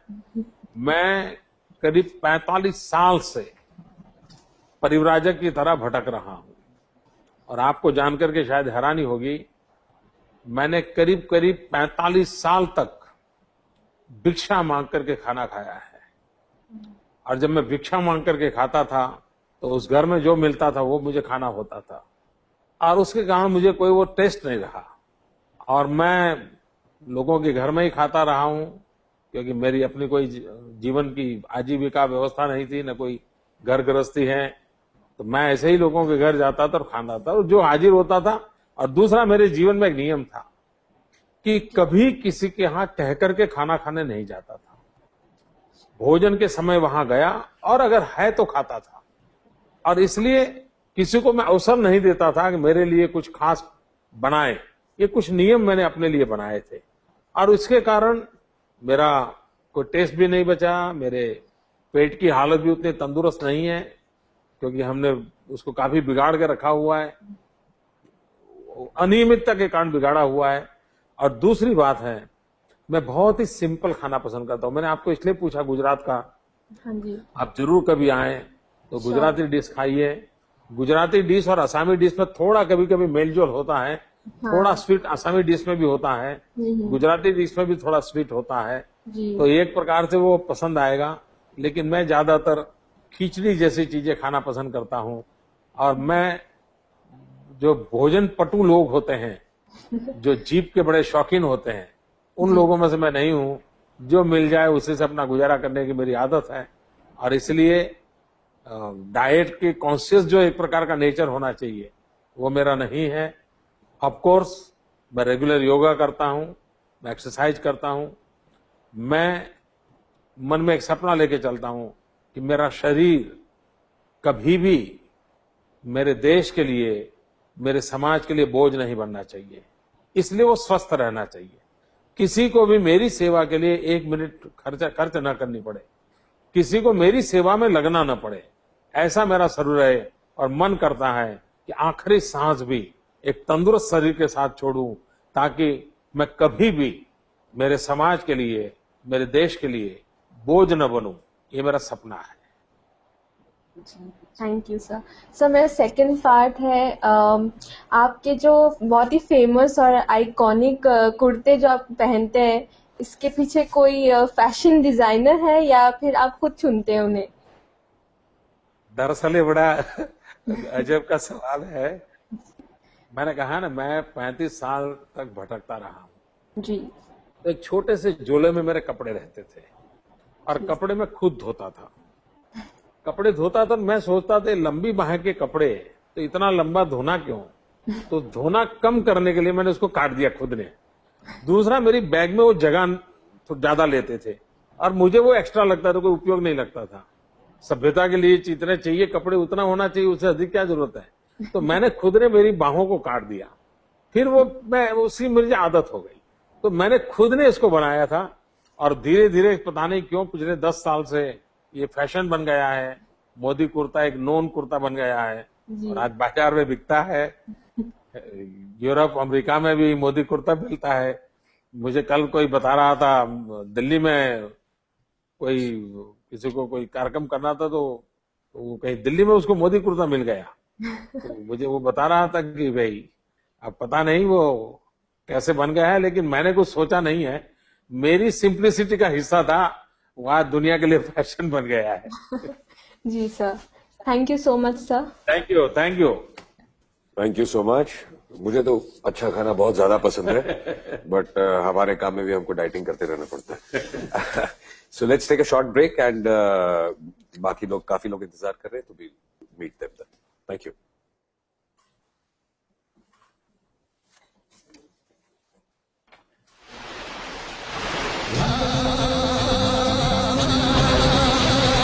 गुजरातस्य गौरवाय राष्ट्रकल्याण हेतवे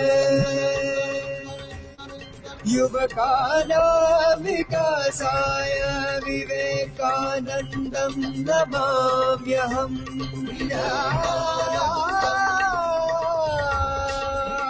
विवेकवाणी।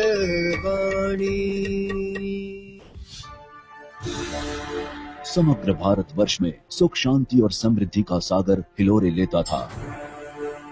उसके ज्ञान, संस्कृति एवं सभ्यता का लोहा पूरी दुनिया मानती थी।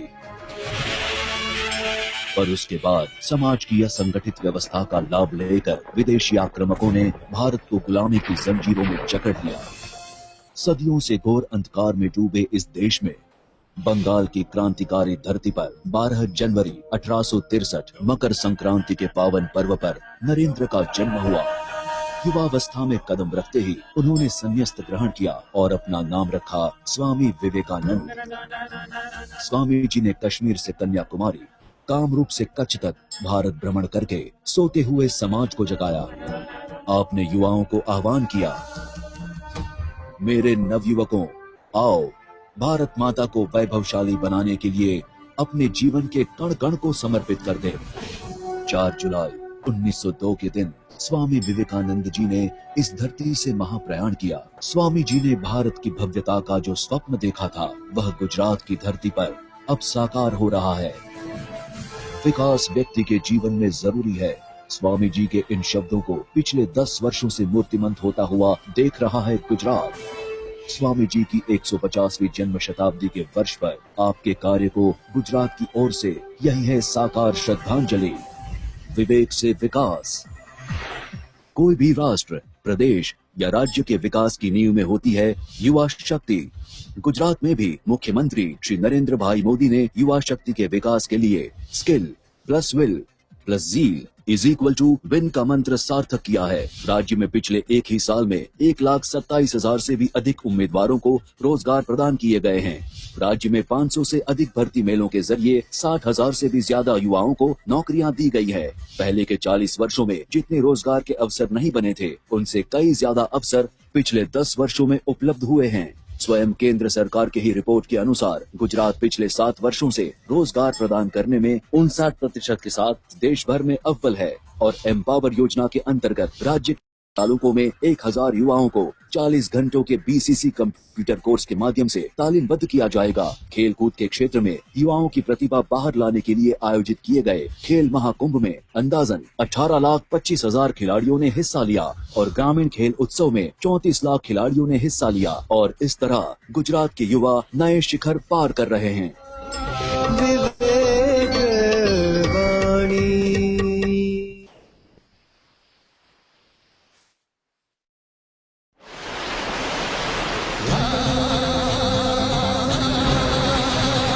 गुजरातस्य गौरवाय राष्ट्रकल्याण हेतवे युवकानां विकासाय विवेकानन्दं नमाम्यहम्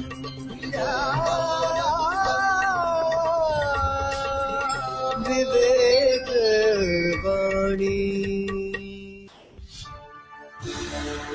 समग्र भारतवर्ष में सुख शांति और समृद्धि का सागर हिलोरे लेता था। उसके ज्ञान, संस्कृति एवं सभ्यता का लोहा पूरी दुनिया मानती थी। पर उसके बाद समाज की असंगठित व्यवस्था का लाभ लेकर विदेशी आक्रामकों ने भारत को गुलामी की जंजीरों में जकड़ लिया।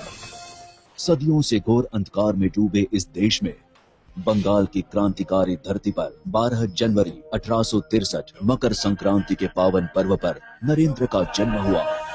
युवावस्था में कदम रखते ही उन्होंने संन्यास ग्रहण किया और अपना नाम रखा स्वामी विवेकानंद। स्वामी जी ने कश्मीर से कन्याकुमारी, कामरूप से कच्छ तक भारत भ्रमण करके सोते हुए समाज को जगाया। आपने युवाओं को आह्वान किया, मेरे नवयुवकों, आओ भारत माता को वैभवशाली बनाने के लिए अपने जीवन के कण कण को समर्पित कर दे। 4 जुलाई 1902 के दिन स्वामी विवेकानंद जी ने इस धरती से महाप्रयाण किया। स्वामी जी ने भारत की भव्यता का जो स्वप्न देखा था, वह गुजरात की धरती पर अब साकार हो रहा है। विकास व्यक्ति के जीवन में जरूरी है। स्वामी जी के इन शब्दों को पिछले 10 वर्षों से मूर्तिमंत होता हुआ देख रहा है गुजरात।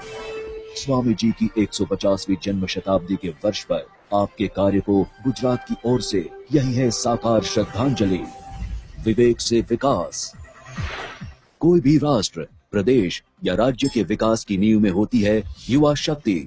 गुजरात में भी मुख्यमंत्री श्री नरेंद्र भाई मोदी ने युवा शक्ति के विकास के लिए skill plus will plus zeal is equal to win का मंत्र सार्थक किया है। राज्य में पिछले एक ही साल में 1,27,000 से भी अधिक उम्मीदवारों को रोजगार प्रदान किए गए हैं।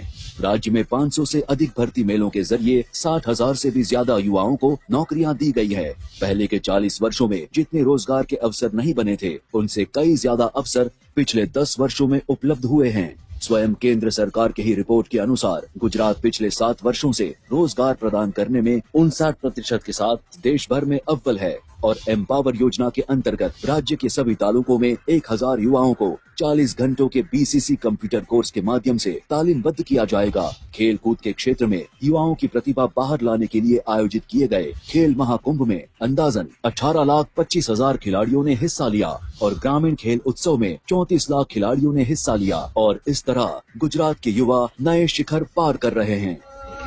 विवेक वाणी।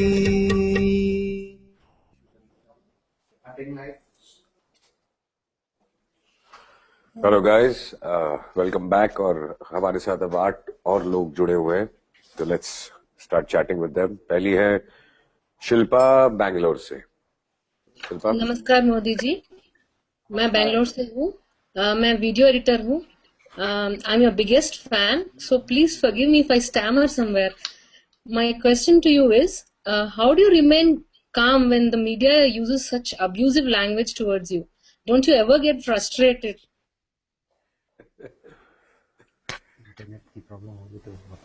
मीडिया ही गालियां देता है ऐसा नहीं है, और सब मीडिया के लोग गाली देते हैं ऐसा भी नहीं है। ये बात सही है कि कुछ लोग हद पार कर करके बहुत कुछ कह देते हैं। एक छोटा सा वेस्टेड इंटरेस्ट ग्रुप है, वो भी ये कर रहा है। और कभी कभी मुझे लगता है कि शायद अगर मैं न होता तो उनकी रोजी रोटी का क्या होता। तो कभी कभी मुझे लगता है कि मैं उनके काम आ रहा हूं।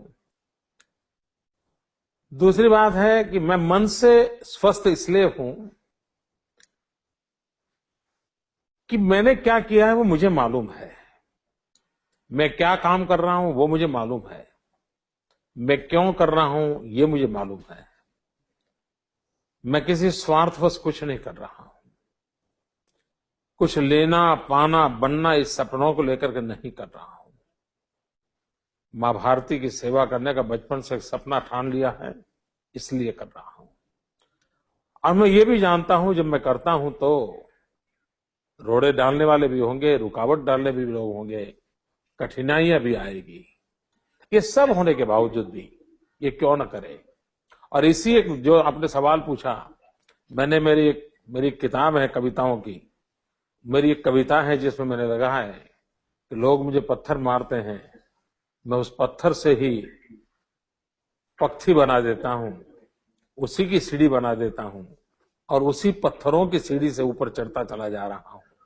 और इसलिए जो लोग मेरे पर आरोप लगाते हैं उससे भीतर पीड़ा जरूर होती है, लेकिन मैं कभी भी उसे व्यक्त नहीं होने देता और न ही मैं किसी का बुरा चाहता हूं।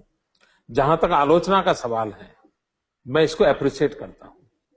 अगर लोकतंत्र में आलोचना नहीं होती है तो लोकतंत्र में विकास के लिए संभावना ही नहीं है। और इसलिए क्रिटिसिज्म इज मोस्ट वेलकम। सचमुच में तो हमारे देश का दुर्भाग्य है कि हमारे देश में क्रिटिसिज्म नहीं हो रहा है। मैं तो चाहता हूं कि मोदी का क्रिटिसिज्म भरपूर हो, ताकि मोदी की कमियां क्या हैं, गलतियां क्या हैं, गड़बड़ कहां हो रही है, ये मोदी को भी पता चले। लेकिन दुर्भाग्य ये है कि हमारे यहाँ क्रिटिसिज्म नहीं हो रहा है, एलिगेशंस हो रहे हैं। हर चीज में को एक मोटिवेशन पर, एक मोटिवेटेड रूप में कुछ न कुछ आरोप लगा दिए जाते हैं। अच्छा, क्रिटिसिज्म करने के लिए रिसर्च करना पड़ता है। भूतकाल की बातें, वर्तमान की बातें, फैक्ट्स, फिगर, जाना पड़ता है, मिलना पड़ता है। आज किसी के पास जो समय नहीं है, इसलिए पत्थर मारो, गोले फेंको, दुनिया चलाते रहो। तो मैं हर एक से हमेशा प्रार्थना करता हूं कि क्रिटिसिज्म इज ऑलवेज वेलकम। और मैं तो मानता हूं मुझको बनाने में क्रिटिसिज्म का बहुत बड़ा रोल है, लेकिन मेरी परेशानियों का कारण एलिगेशंस भी हैं। हो सकता है जैसे जैसे लोग मुझे ज्यादा जानने लगेंगे, वैसे वैसे ये एलिगेशंस की ताकत और नष्ट हो जाएगी। लेकिन चाहे एलिगेशन करने वाले लोग हों, चाहे क्रिटिसिज्म करने वाले लोग हों, मैं ईश्वर से यही प्रार्थना करता हूं कि मेरे मन में कभी भी किसी के प्रति कोई कटुता पैदा न हो। मेरी वाणी से, मेरे वर्तन से, मेरी बॉडी लैंग्वेज से कभी भी किसी को हर्ट न हो, ऐसी ईश्वर मुझे ताकत दे। अगर मुझे इतना मिल गया तो मुझे बहुत आनंद होगा। लेकिन अच्छा लगा कि आपने इस बात को नोटिस किया कि इतने क्रिटिसिज्म, इतने एलिगेशंस के बावजूद भी मैं शांत मन से अपना काम कर रहा हूं। शांत मन से इसलिए काम कर रहा हूं कि मुझे दिन रात मेरे 6 करोड़ गुजराती, मेरा गुजरात, जनता ने मुझे जो दायित्व दिया है वही दिखता है, मुझे और कुछ नहीं दिखता है। जब माँ कितनी बीमार क्यों ना हो, लेकिन घर में अगर बच्चा रोता है तो कितना ही दर्द क्यों ना होता हो, वो बच्चे को संभालने में लग जाती है। गुजरात ने मुझे जो दायित्व दिया है, मुझे कितनी ही पीड़ा क्यों ना हो, मुझे कितने ही घाव क्यों ना लगे हो, मुझ पर हमले कितने ही क्यों तेज न होते हो, लेकिन मेरा दायित्व बनता है इसको कभी जनता की तरफ ट्रांसफर नहीं करने देना चाहिए। उसको मुझे झेलना चाहिए, झेलने की और ताकत बढ़ानी चाहिए और जनता की सेवा शांत मन से, निश्चित दिशा में, पूरे लगाव के साथ करते रहना चाहिए। उसमें मुझे विचलित नहीं होना चाहिए। और परमात्मा की कृपा रही है कि मैं अब तक अपने आप को संभाल पाया हूं। आप मेरी मदद करें, मुझे आशीर्वाद दें, जनता जनार्दन मुझे आशीर्वाद दे, ताकि मेरे से कभी कोई गलती ना हो जाए। Thank you Modi ji. मेरे 2 बच्चे हैं। In case they want to become leaders, they want to become politicians, I would like them to become like you. Thank you so much. Abhi Thakkar from Gandhinagar. Yes, sir. Thank you. I'm Abhi Thakkar from Gandhinagar and I've done engineering. And sir, my question is about black money. आप जानते हैं कि black money बहुत बड़ा issue बन चुका है। तो मैं पूछना चाहता हूँ कि सेंट्रल गवर्नमेंट को क्या करना चाहिए ब्लैक मनी को वापस लाने के लिए, या फिर मतलब उस इश्यू के बारे में, और वो क्यों इस इश्यू को लेकर कुछ रिएक्ट नहीं कर पा रही है। आपकी बात सही है।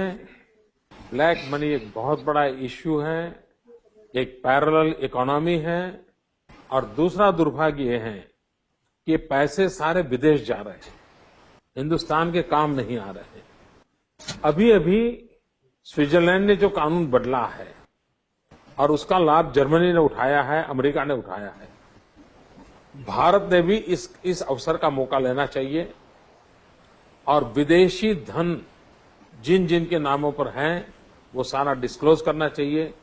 भारत सरकार ने एक व्हाइट पेपर निकाला, लेकिन दुर्भाग्य है वो इतना व्हाइट है, इतना व्हाइट है, इतना व्हाइट है कि जिसमें कोई अक्षर दिखाई नहीं दे रहा है।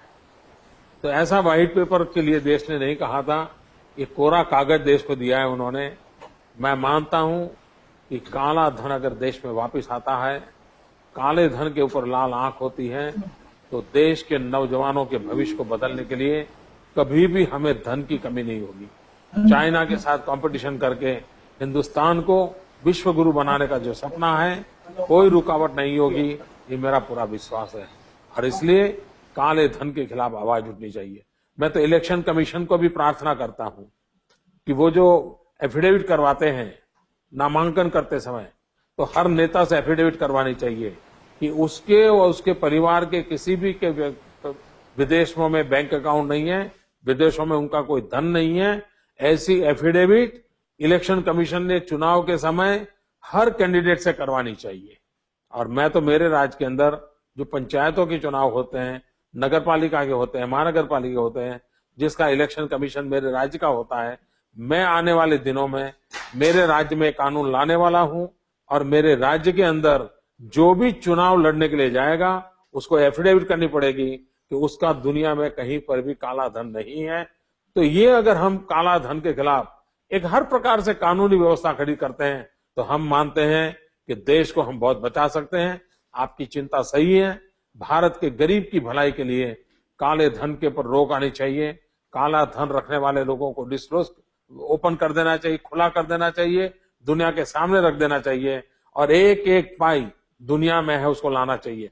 हमने एक बार गुजरात के अंदर पब्लिक वोटिंग करवाया था, चौराहे पर खड़े रह करके। अखबारों में काला धन का विषय इतना नहीं चल रहा था, लेकिन हमने उठाया था। 98% लोगों ने काला धन वापस लाने के लिए समर्थन किया था। मैं हैरान हूं, दिल्ली में बैठी हुई सरकार काले धन की बात आते ही क्यों डर जाती है, क्यों झगड़ने पड़ जाती है, क्यों उसको रोकने की कोशिश करती है। इसके कोई कारण समझ नहीं आते हैं। लेकिन भाइयों बहनों, कभी न कोई भारत माँ का लाल आएगा, मुझे भरोसा है दोस्तों। कभी न कभी कोई भारत माँ का लाल आएगा और ये काला धन हिंदुस्तान की धरती पर वापस आएगा। भाइयों बहनों, सपने देखने चाहिए। मुझे याद है, मैं 2003 में जब गुजरात का मुख्यमंत्री के रूप में काम कर रहा था, 2001 में मुख्यमंत्री बना, तो मेरा एक सपना था।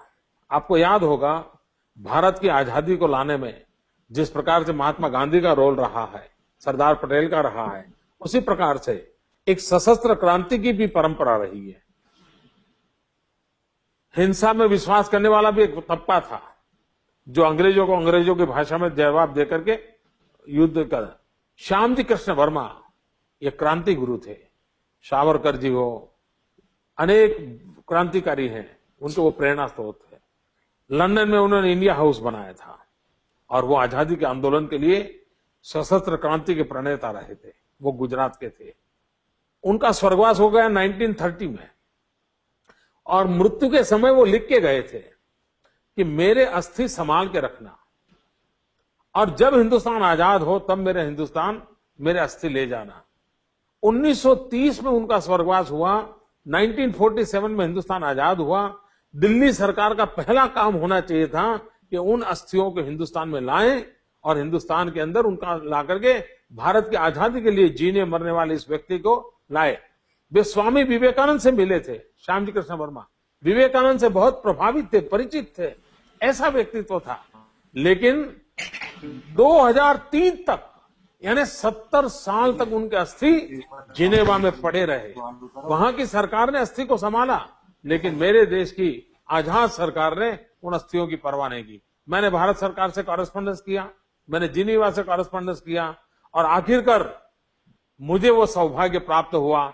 मैं जिनेवा गया, उस महापुरुष के अस्थि खुद के कंधे पर उठा के ले आया और आज कच्छ के मांडवी में जहां उनका नेटिव था, वहां मैंने एक इंडिया हाउस बनाया है और वहां उस अस्थि को रखा है। गुजरात के, देश के बहुत बड़ी मात्रा में टूरिस्ट आज वहां आ रहे हैं। अगर इस प्रकार से एक सपना हो तो हर चीज लाई जा सकती है, काला धन भी लाया जा सकता है। वो काला धन लाने के लिए हमने भरपूर प्रयास करना चाहिए। Thank you sir. Thank you. अभी हमारे साथ हैं शैलेंद्र सिंह राठौड़, गांधीनगर, इंदौर से। सर नमस्कार, मोदी जी नमस्कार, देवगन जी नमस्कार। सर मैं शैलेंद्र सिंह राठौड़ इंदौर मध्य प्रदेश से हूँ। मैं एक फार्मास्यूटिकल कंपनी में काम करता हूँ। मोदी जी मैं आपका एक बहुत बड़ा फैन हूँ और मैं आपको एक विकास पुरुष मानता हूँ। मैं ही क्या, पूरा हिंदुस्तान और पूरी दुनिया आपको विकास पुरुष मानती है। सर अभी 3-4 दिन पहले ही फेसबुक पे एक पोस्ट आया था कि कितने लोग हैं जो नरेंद्र मोदी को 2014 में प्राइम मिनिस्टर के लिए वोट करेंगे। मैंने उसमें एक ही कमेंट डाला कि हर सच्चा हिंदुस्तानी नरेंद्र मोदी को वोट करेगा, इसलिए क्योंकि हर हिंदुस्तानी चाहता है कि नरेंद्र मोदी प्रधानमंत्री बने और जिस तरीके से गुजरात ने पिछले कुछ सालों में विकास किया है उसी तरीके से हमारा हिंदुस्तान विकास करे। और जैसा कि आपने पहले कहा कि हर अमेरिकन लाइन लगाकर खड़ा रहे हिंदुस्तान वीजा के एम्बेसी के सामने वीजा लेने के लिए। सर मैं आगे बढ़ते हुए मैं अपना आप सवाल पूछता हूँ सर, मैं एक एग्रीकल्चर से रिलेटेड सवाल पूछना चाहता हूँ आपसे। वैसे तो मैं खेती नहीं करता हूँ, लेकिन मेरा बचपन और मेरा बैकग्राउंड खेती से जुड़ा हुआ है। मेरे फादर एक एग्रीकल्चर साइंटिस्ट थे और मैं भी एग्रीकल्चर में काफ़ी इंटरेस्ट रखता हूँ। मेरा सवाल है कि भारत एक कृषि प्रधान देश होते हुए भी किसान हिंदुस्तान में बहुत खुश नहीं है और गुजरात एक महत्वपूर्ण राज्य है विकास की दिशा में। सर, किसानों के लिए आपने ऐसा क्या किया है कि ये देखा गया है कि गुजरात में पिछले एक दशक में जो विकास दर है वो कुछ 10% दिखाई गई है। सर, आपने खेती के लिए भी उतना ही इम्पोर्टेंस दिया है जितना कि दूसरे इंडस्ट्रियल सेक्टर्स के लिए आपने किया है और गुजरात ने इतनी तरक्की की है। तो मैं यही जानना चाहता हूँ सर, इस विकास का पर्टिकुलरली एग्रीकल्चर में क्या महत्वपूर्ण योजनाएं आपने लागू की है और भविष्य में क्या करने वाले हैं कि गुजरात इसी तरीके से कृषि में तरक्की करता रहे। धन्यवाद। धन्यवाद भैया, आपने बहुत महत्वपूर्ण सवाल पूछा है। भारत एक कृषि प्रधान देश है, लेकिन अगर हम टीवी देखें और टीवी पर जो एडवर्टाइजमेंट आती है उसको देखें तो लगता है जैसे भारत साबुन प्रधान देश है। हर 10वीं मिनट पे साबुन की एडवर्टाइजमेंट आती है। यानी लगता नहीं है कि भारत साबुन प्रधान देश है कि भारत कृषि प्रधान देश है। तो ये हालत है। उसमें से हमने कृषि की जब चर्चा कर रहे हैं तो कभी कभी जो अपने आप को बड़ा आधुनिक मानते हैं उसको इरिलेवेंट लगता होगा। भाइयों बहनों, मेरे मन में जो बात है मैं जरा थोड़ा विस्तार से बताना चाहूंगा। और मुझे विश्वास है कि जो लोग लाखों की तादाद में, मुझे बताया गया कि आज शायद इन्होंने वर्ल्ड रिकॉर्ड किया है, इतनी बड़ी संख्या में लोग देख रहे हैं इस कार्यक्रम को। मैं विस्तार से इसलिए बताना चाहता हूं कि देखिए, हमारे देश की इकोनॉमी को 3 पिलर पे खड़ा करना चाहिए। 1/3 agriculture, 1/3 industry and 1/3 service sector. अगर इन तीनों का बैलेंस ग्रोथ होगा तो कभी भी हमारी इकोनॉमी लड़खड़ाएगी नहीं। मित्रों, भारत कृषि प्रधान देश है, लेकिन आपको जानकर के दुख होगा, हिंदुस्तान की सरकार संकल्प करती है 4% एग्रीकल्चर ग्रोथ का। आज मेरे देश का दुर्भाग्य है कि हम 2.5% से आगे नहीं जा पाए। भाइयों बहनों, गुजरात एक राज्य ऐसा है कि जहां 10 साल में 7 साल अकाल रहता है। गुजरात एक ऐसा राज्य है कि जहां नर्मदा और तापी के सिवा कोई बड़ी नदी नहीं है। 12 मास बहने वाला पानी हमारे पास उपलब्ध नहीं है। हम बारिश की कृपा पर खेती करने वाले राज्य हैं, अकाल पीड़ित राज्य हैं। लेकिन हमने पिछले 10 साल से कुछ वैज्ञानिक तरीके अपनाए। उस तरीके अपनाए, उसका परिणाम ही आया है कि आज गुजरात का पूरे डेकेड का 2001 टू 2011 पूरे डेकेड का एग्रीकल्चर ग्रोथ है 10.7%। ये हिंदुस्तान का ऑल टाइम रिकॉर्ड है, गुजरात का ऑल टाइम रिकॉर्ड है। देश 3% नहीं कर पा रहा है, हम 10.7 पर देश की सेवा कर रहे हैं। और उसका कारण है कि हमने वैज्ञानिक अभिगम अपनाया है। पुरानी परंपराओं से हम बाहर आए हैं। एक, हमने जोर लगाया रेन वाटर हार्वेस्टिंग का, वाटर कंजर्वेशन का। पूरे गुजरात के अंदर जहां भी देखो पानी, हमने कोई 6 लाख स्ट्रक्चर तैयार किए हैं जो बारिश आते ही पानी हम रोक लेते हैं। तो एक पानी सबसे बड़ी आवश्यकता है। दूसरा, हमने केयर की है जमीन की। Gujarat is the first state जिसने सॉइल हेल्थ कार्ड इंट्रोड्यूस किया। हमारे देश में मनुष्य के पास भी हेल्थ कार्ड नहीं है। हमने सॉइल हेल्थ कार्ड दिया। जमीन की तबीयत कैसी है, कमियां कौन सी है, किस क्रॉप के लिए कौन सी जमीन अनुकूल है, किस जमीन में कौन सा क्रॉप सुटेबल नहीं है, इन सारों का वैज्ञानिक अभ्यास किया। और पूरे राज्य में सॉइल टेस्टिंग लेबोरेटरियों का नेटवर्क खड़ा किया और हर किसान हर वर्ष सॉइल टेस्टिंग कराए, इस प्रकार की आदत डाली है। और उसके कारण उसको पता चलता है कि उसको किस फर्टिलाइजर की जरूरत है, किस प्रकार के एग्रीकल्चर के लिए उसकी जमीन सूट करती है। और उसके कारण जो उसका वेस्टेज होता था वो सारा बच गया। एवरेज फर्टिलाइजर बचने के कारण एक एक किसान का साल का 20,000 25,000 रुपए बच गया है। दूसरा, हमने काम किया पानी बचाओ। हमने ड्रिप इरिगेशन को बल दिया। ड्रिप इरिगेशन के कारण हमारे यहाँ बहुत सुविधा रही है। दूसरा, हम हर वर्ष कृषि महोत्सव करते हैं और जितने प्रोग्रेसिव फार्मर्स हैं उनको गांव-गांव ले जाते हैं। हमारे यहाँ 700 एग्रीकल्चर साइंटिस्ट हैं, उनको गांव में किसानों के साथ बात करवाते हैं। इतना ही नहीं, हमने टेक्नोलॉजी के माध्यम से टेली एग्रो सर्विस सेवा शुरू की है। गांव के अंदर टेली मेडिसिन जैसे होता है, वैसे टेक्नोलॉजी के माध्यम से हमारा किसान साइंटिस्टों के साथ बात कर सकता है। अपना पौधा क्या खराब हुआ है वो कैमरा पे दिखाता है, अपने मोबाइल फोन से वो दिखा पाता है। साइंटिस्ट यूनिवर्सिटी में बैठा है, वो देखता है कि इस पौधे में ये तकलीफ है, वो कर सकता है। तो ऐसे कई प्रयोग किए हैं जिसके कारण हमारे यहाँ परिवर्तन आए। दूसरा, हमने जो बल दिया है वो पशुपालन में दिया है, दूध के उत्पादन में दिया है। भाइयों बहनों, गुजरात आज इस 10 वर्ष में 68% मिल्क में प्रोडक्शन में इंक्रीज हुआ है। और हम कैटल केयर कितनी करते हैं, आपको जान के हैरानी होगी, हिंदुस्तान में इंसान के कैटरेक्ट ऑपरेशन भी करने में दिक्कत है। कई दूर दूर के इलाके हैं कि जहां गरीब आदमी को कैटरेक्ट ऑपरेशन उपलब्ध नहीं है। मेरे राज्य में कैटल का भी कैटरेक्ट ऑपरेशन होता है, मेरे राज्य में कैटल का भी डेंटल ट्रीटमेंट होता है। इतनी बारीकी से हम कैटल की केयर करते हैं, जिसका परिणाम हुआ है कि आज 68% हमारे यहाँ हिंदुस्तान की सेना अगर दूध प्राप्त करती है तो दूध गुजरात का होता है। दिल्ली सरकार में बैठा हुआ कोई व्यक्ति चाय पीना चाहता होगा तो आप विश्वास रखिए वो दूध मेरे गुजरात से गया है। अगर आप सिंगापुर गए हैं और चाय पी रहे हो तो लिख करके रखिए वो दूध मेरे गुजरात से आया है। हिंदुस्तान के किसी शहर में जाइए, अगर वहां दूध लेंगे तो आप विश्वास कीजिए वो दूध मेरे गुजरात से आया है। ये मेरे किसानों ने कमाल करके दिखाई है। भाइयों बहन को जानकर के हैरानी होगी, आप आज यूरोप के बाजार में जाकर के कहीं सब्जी खाएं और सब्जी में अगर आप भिंडी खा रहे हैं, आप विश्वास से लिख रखिए वो भिंडी गुजरात के बारडोली से आई होगी। आप अफगानिस्तान जाएं और टमाटर खाएं तो लिख करके रखिए वो टमाटर मेरे गुजरात से आया होगा। आप कहीं पर भी जाइए, आज मेरा कच्छ जो रेगिस्तान है, कच्छ रेगिस्तान है, वो आज मैंगो एक्सपोर्ट कर रहा है। मित्रों, हमने एक नया रिवॉल्यूशन लाया है। हमने फार्मर्स को ट्रेनिंग से लेकर के ह्यूमन रिसोर्स डेवलपमेंट से एग्रो इंफ्रास्ट्रक्चर के लिए काम किया है। मित्रों, गुजरात एक ऐसा राज्य है कि जहां इंडस्ट्रियल डेवलपमेंट हुआ है, साथ साथ एग्रीकल्चर डेवलपमेंट हुआ है। आपको जानकर के आनंद होगा, ये जो मीडिया में कुछ चीजें चल रही है, सब झूठ चल रहा है।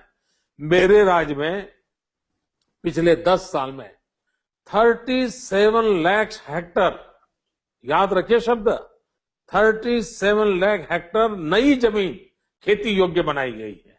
ये काम मेरे यहाँ इंडस्ट्री भी बढ़ रही है, एग्रीकल्चर भी बढ़ रहा है। तो ऐसे अनेक प्रयास किए हैं।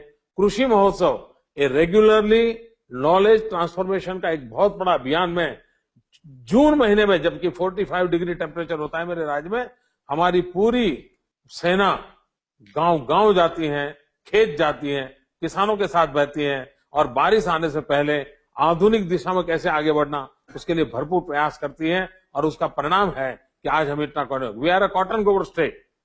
2001 में मेरे राज्य में 23 लाख बेल्स कॉटन पैदा होता था, 23 लाख बेल्स। आज मेरे राज्य में 1,23,00,000 बेल्स कॉटन प्रोडक्ट होता है। आप कल्पना कर सकते हैं कि कितना बड़ा उत्पादन होता होगा। तो ये काम एग्रीकल्चर में किया है।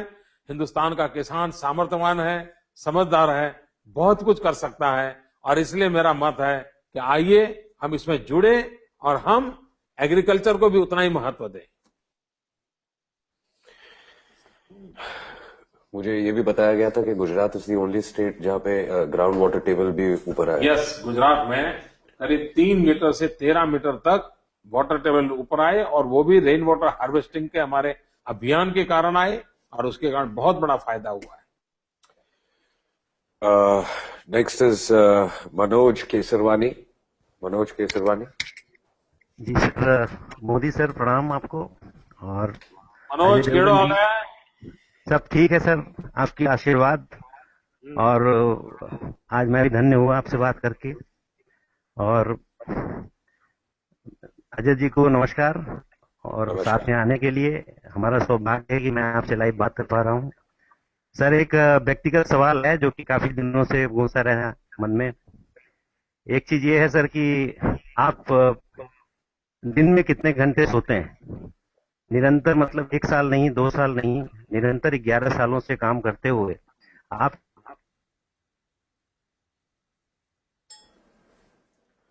I think there is a connection problem. मेरा जवाब तो पहुंच जाएगा। मैं समझ पाया हूं कि वो कह थे कि आप दिन में कितने घंटे सोते हैं। भैया मैं दिन में सोता नहीं हूं। तो लेकिन मैं जानता हूं कि आपका सवाल है 24 घंटे के हिसाब से, तो मैंने मजाक में कह दिया वो ठीक है, लेकिन मेरी नींद बहुत कम है। मेरे डॉक्टर मित्र जितने हैं वो इस बात को लेकर के मुझे लगातार सलाह देते रहते हैं कि मुझे अपनी नींद बढ़ानी चाहिए, मुझे मिनिमम 5 घंटे 6 घंटे सोना चाहिए। मेरे हेल्थ के लिए भी मुझे बताया जा रहा है, लेकिन मैं ऐसा वर्कहॉलिक बन गया हूं और कई सालों से मेरी आदत हो गई है। मैं मुश्किल से 3.5-4 घंटे सोता हूं, लेकिन वो मेरी बहुत साउंड स्लीप होती है। मैं बिस्तर पे जाता हूं, 30 सेकंड में मुझे नींद आ जाती है, 30 सेकंड में। और सुबह जब मेरा उठने का समय होता है ठीक उसी समय उठता हूं।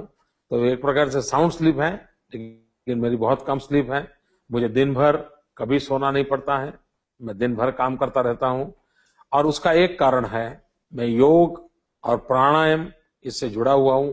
कभी कारणवश साल में 1-2 बार मैं बहुत थकान अगर महसूस करता हूं तो मैं डीप ब्रीथिंग करने की आदत रखता हूं। 5 मिनट 10 मिनट डीप ब्रीथिंग कर लिया तो मैं फिर फ्रेश होकर के फिर अपने काम में लग जाता हूं। आप मुझे सुबह मिलेंगे तो भी मैं इतना तेज तर्रा रहता हूं, रात को मिलें तो भी वैसा ही रहता हूं। आज मैं 4 जगह पे दौरा करके आया हूं और आपके बीच में बैठा हूं, उतनी मस्ती से रात को आपसे बात कर रहा हूं। शायद मेरे लंबे लंबे जवाब भी आपको परेशान करते होंगे, लेकिन मैं कोशिश करूंगा कि कम शब्दों में आपको जवाब देने का प्रयास करूं। Okay, we have Rahul Sharma from Delhi. Rahul. Yes. नमस्कार मोदी जी। हाय अजय। मेरा ये सवाल है मोदी जी कि यूपी की जो सरकार है ये आम जनता की पहुंच के बाहर है। क्या आपको लगता है कि किसी कारणवश ये ज्यादा पॉपुलर नहीं है, कि एक सरकार और जनता का कोई कनेक्शन मिसिंग सा है?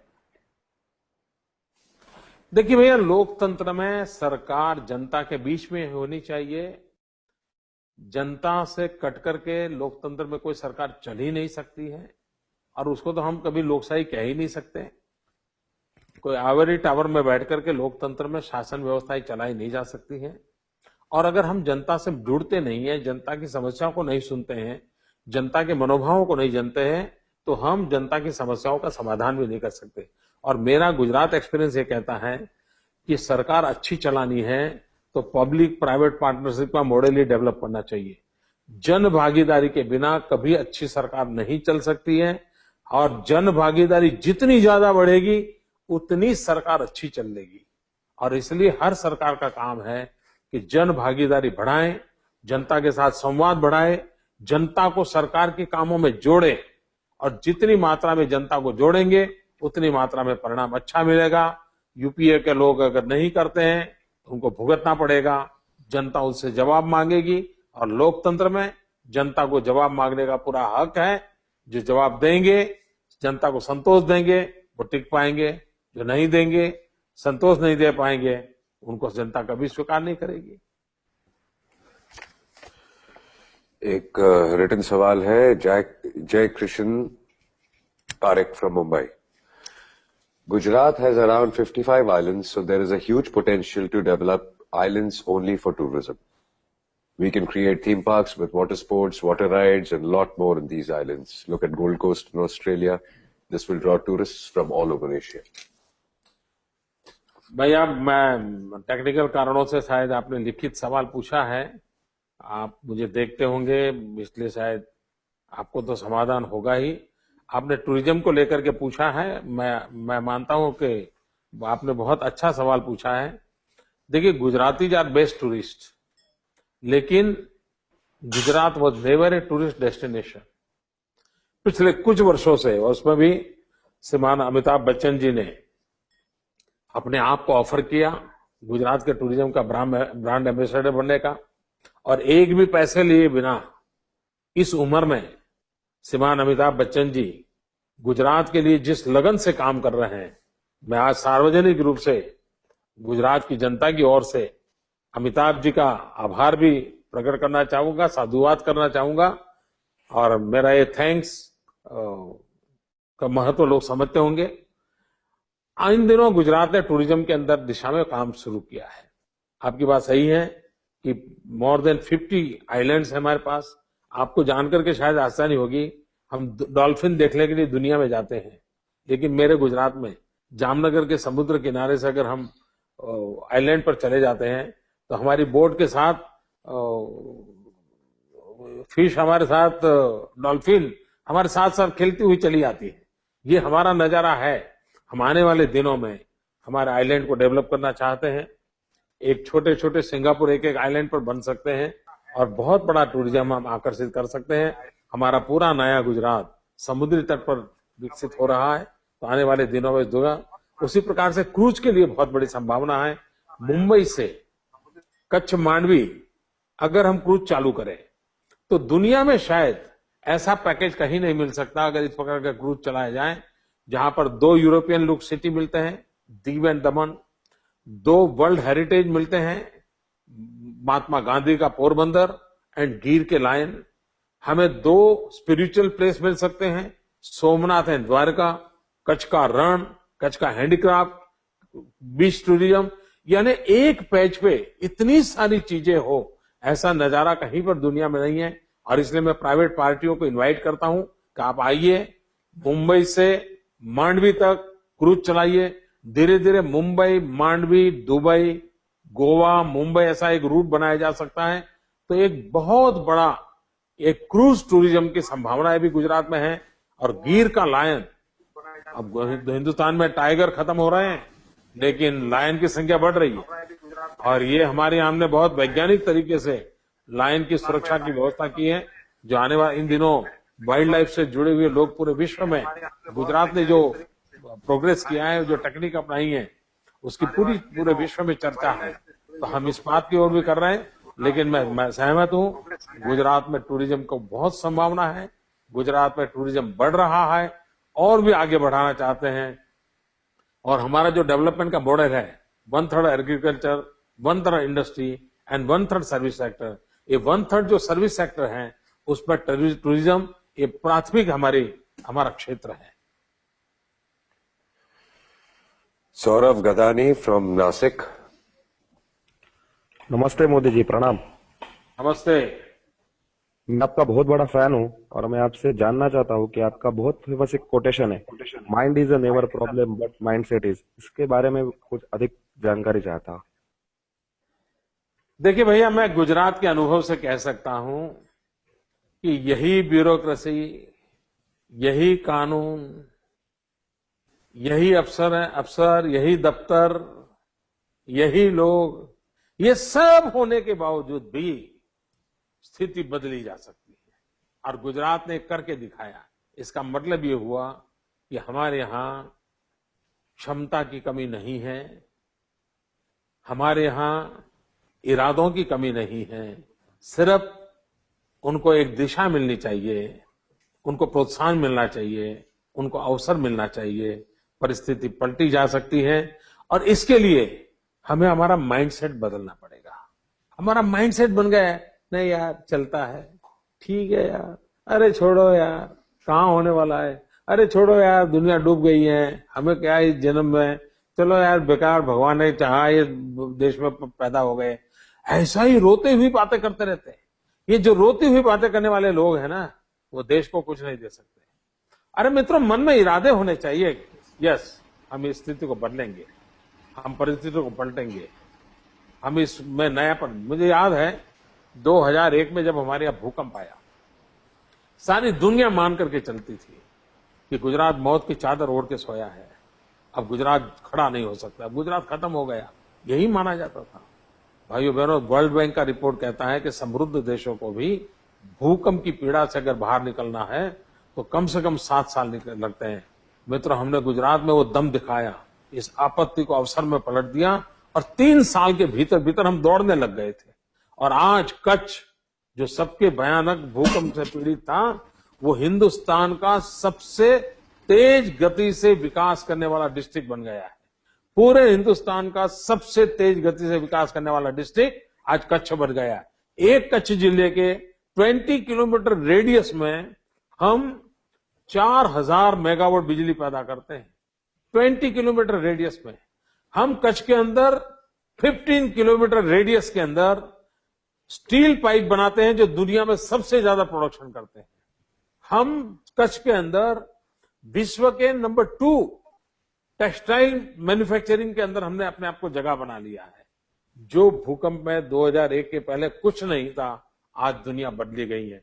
अगर सपने देखें, इरादे नेक हो और हम विश्वास के साथ आगे बढ़े, तो यही लोग हैं जो ये ताकत दिखाते हैं। परिणाम तो ये कोई एक व्यक्ति नहीं कर रहा है, ये सब मिलकर के कर रहे हैं। और इसलिए मैं कहता हूं, हमने हमारा माइंडसेट बदलने की आवश्यकता है। ये रोते बैठने की स्थिति में से बाहर निकलने की जरूरत है। अगर वो हमने किया तो हम स्थिति बदल सकते हैं। धन्यवाद Modi ji. Thank you so much. Parul Agrawal from Mumbai. Yeah, hi Ajay. Thank you for giving me an opportunity to speak to Modi ji live right now. Namaste Modi ji. Namaste Parul. मैं Parul Agrawal from Mumbai.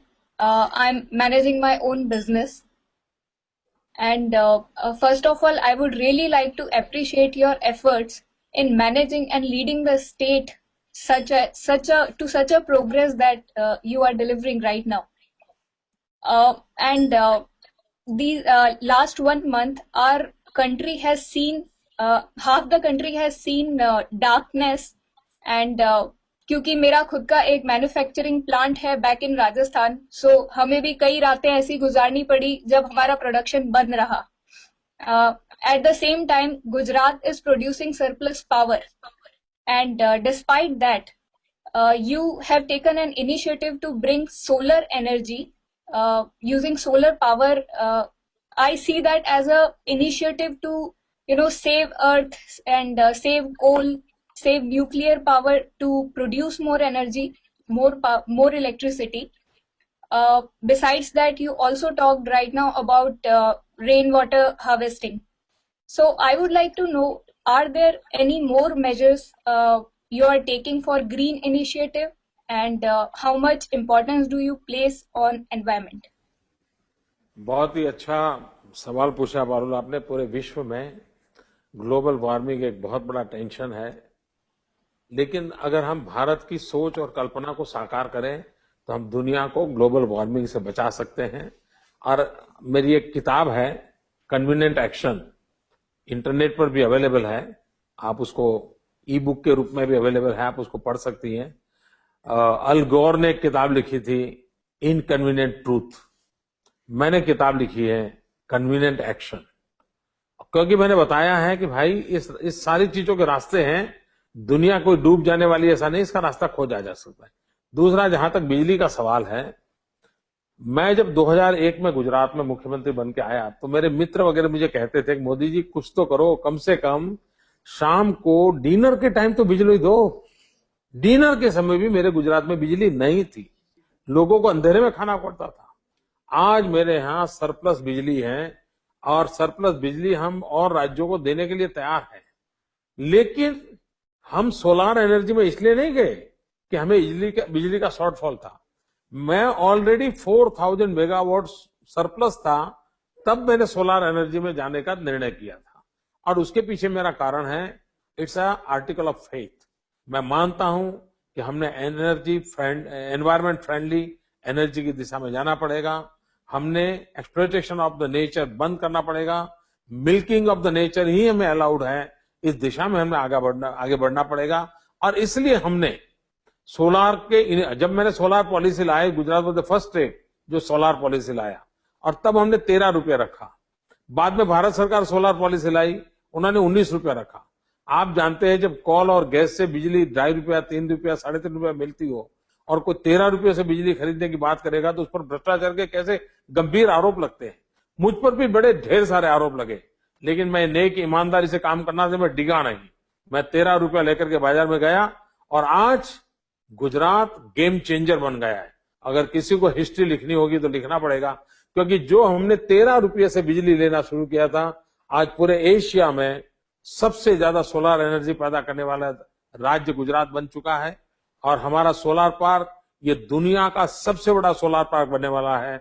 Gujarat will be the world capital of the solar energy बनने वाला है। उस दिशा में हम काम कर रहे हैं, लेकिन उसका परिणाम ये आया है कि जो बिजली 13 रुपये में मिलती थी और कोयला वाली और गैस वाली 3 रुपये में मिलती थी, 3 वालों का दाम बढ़ते बढ़ते बढ़ते 5 की तरफ जा रहा है, और 13 वाला जो था वो कम होते होते 8 और 7 पे आ रहा है। और विद इन 2016 और 2017 मैं विजुलाइज करता हूं कि कोल और गैस से बनने वाली बिजली और सोलार से मिलने वाली बिजली दोनों के दाम इक्वल हो जाएंगे। आप कल्पना कर सकते हैं मानव जाति की कितनी बड़ी सेवा होगी।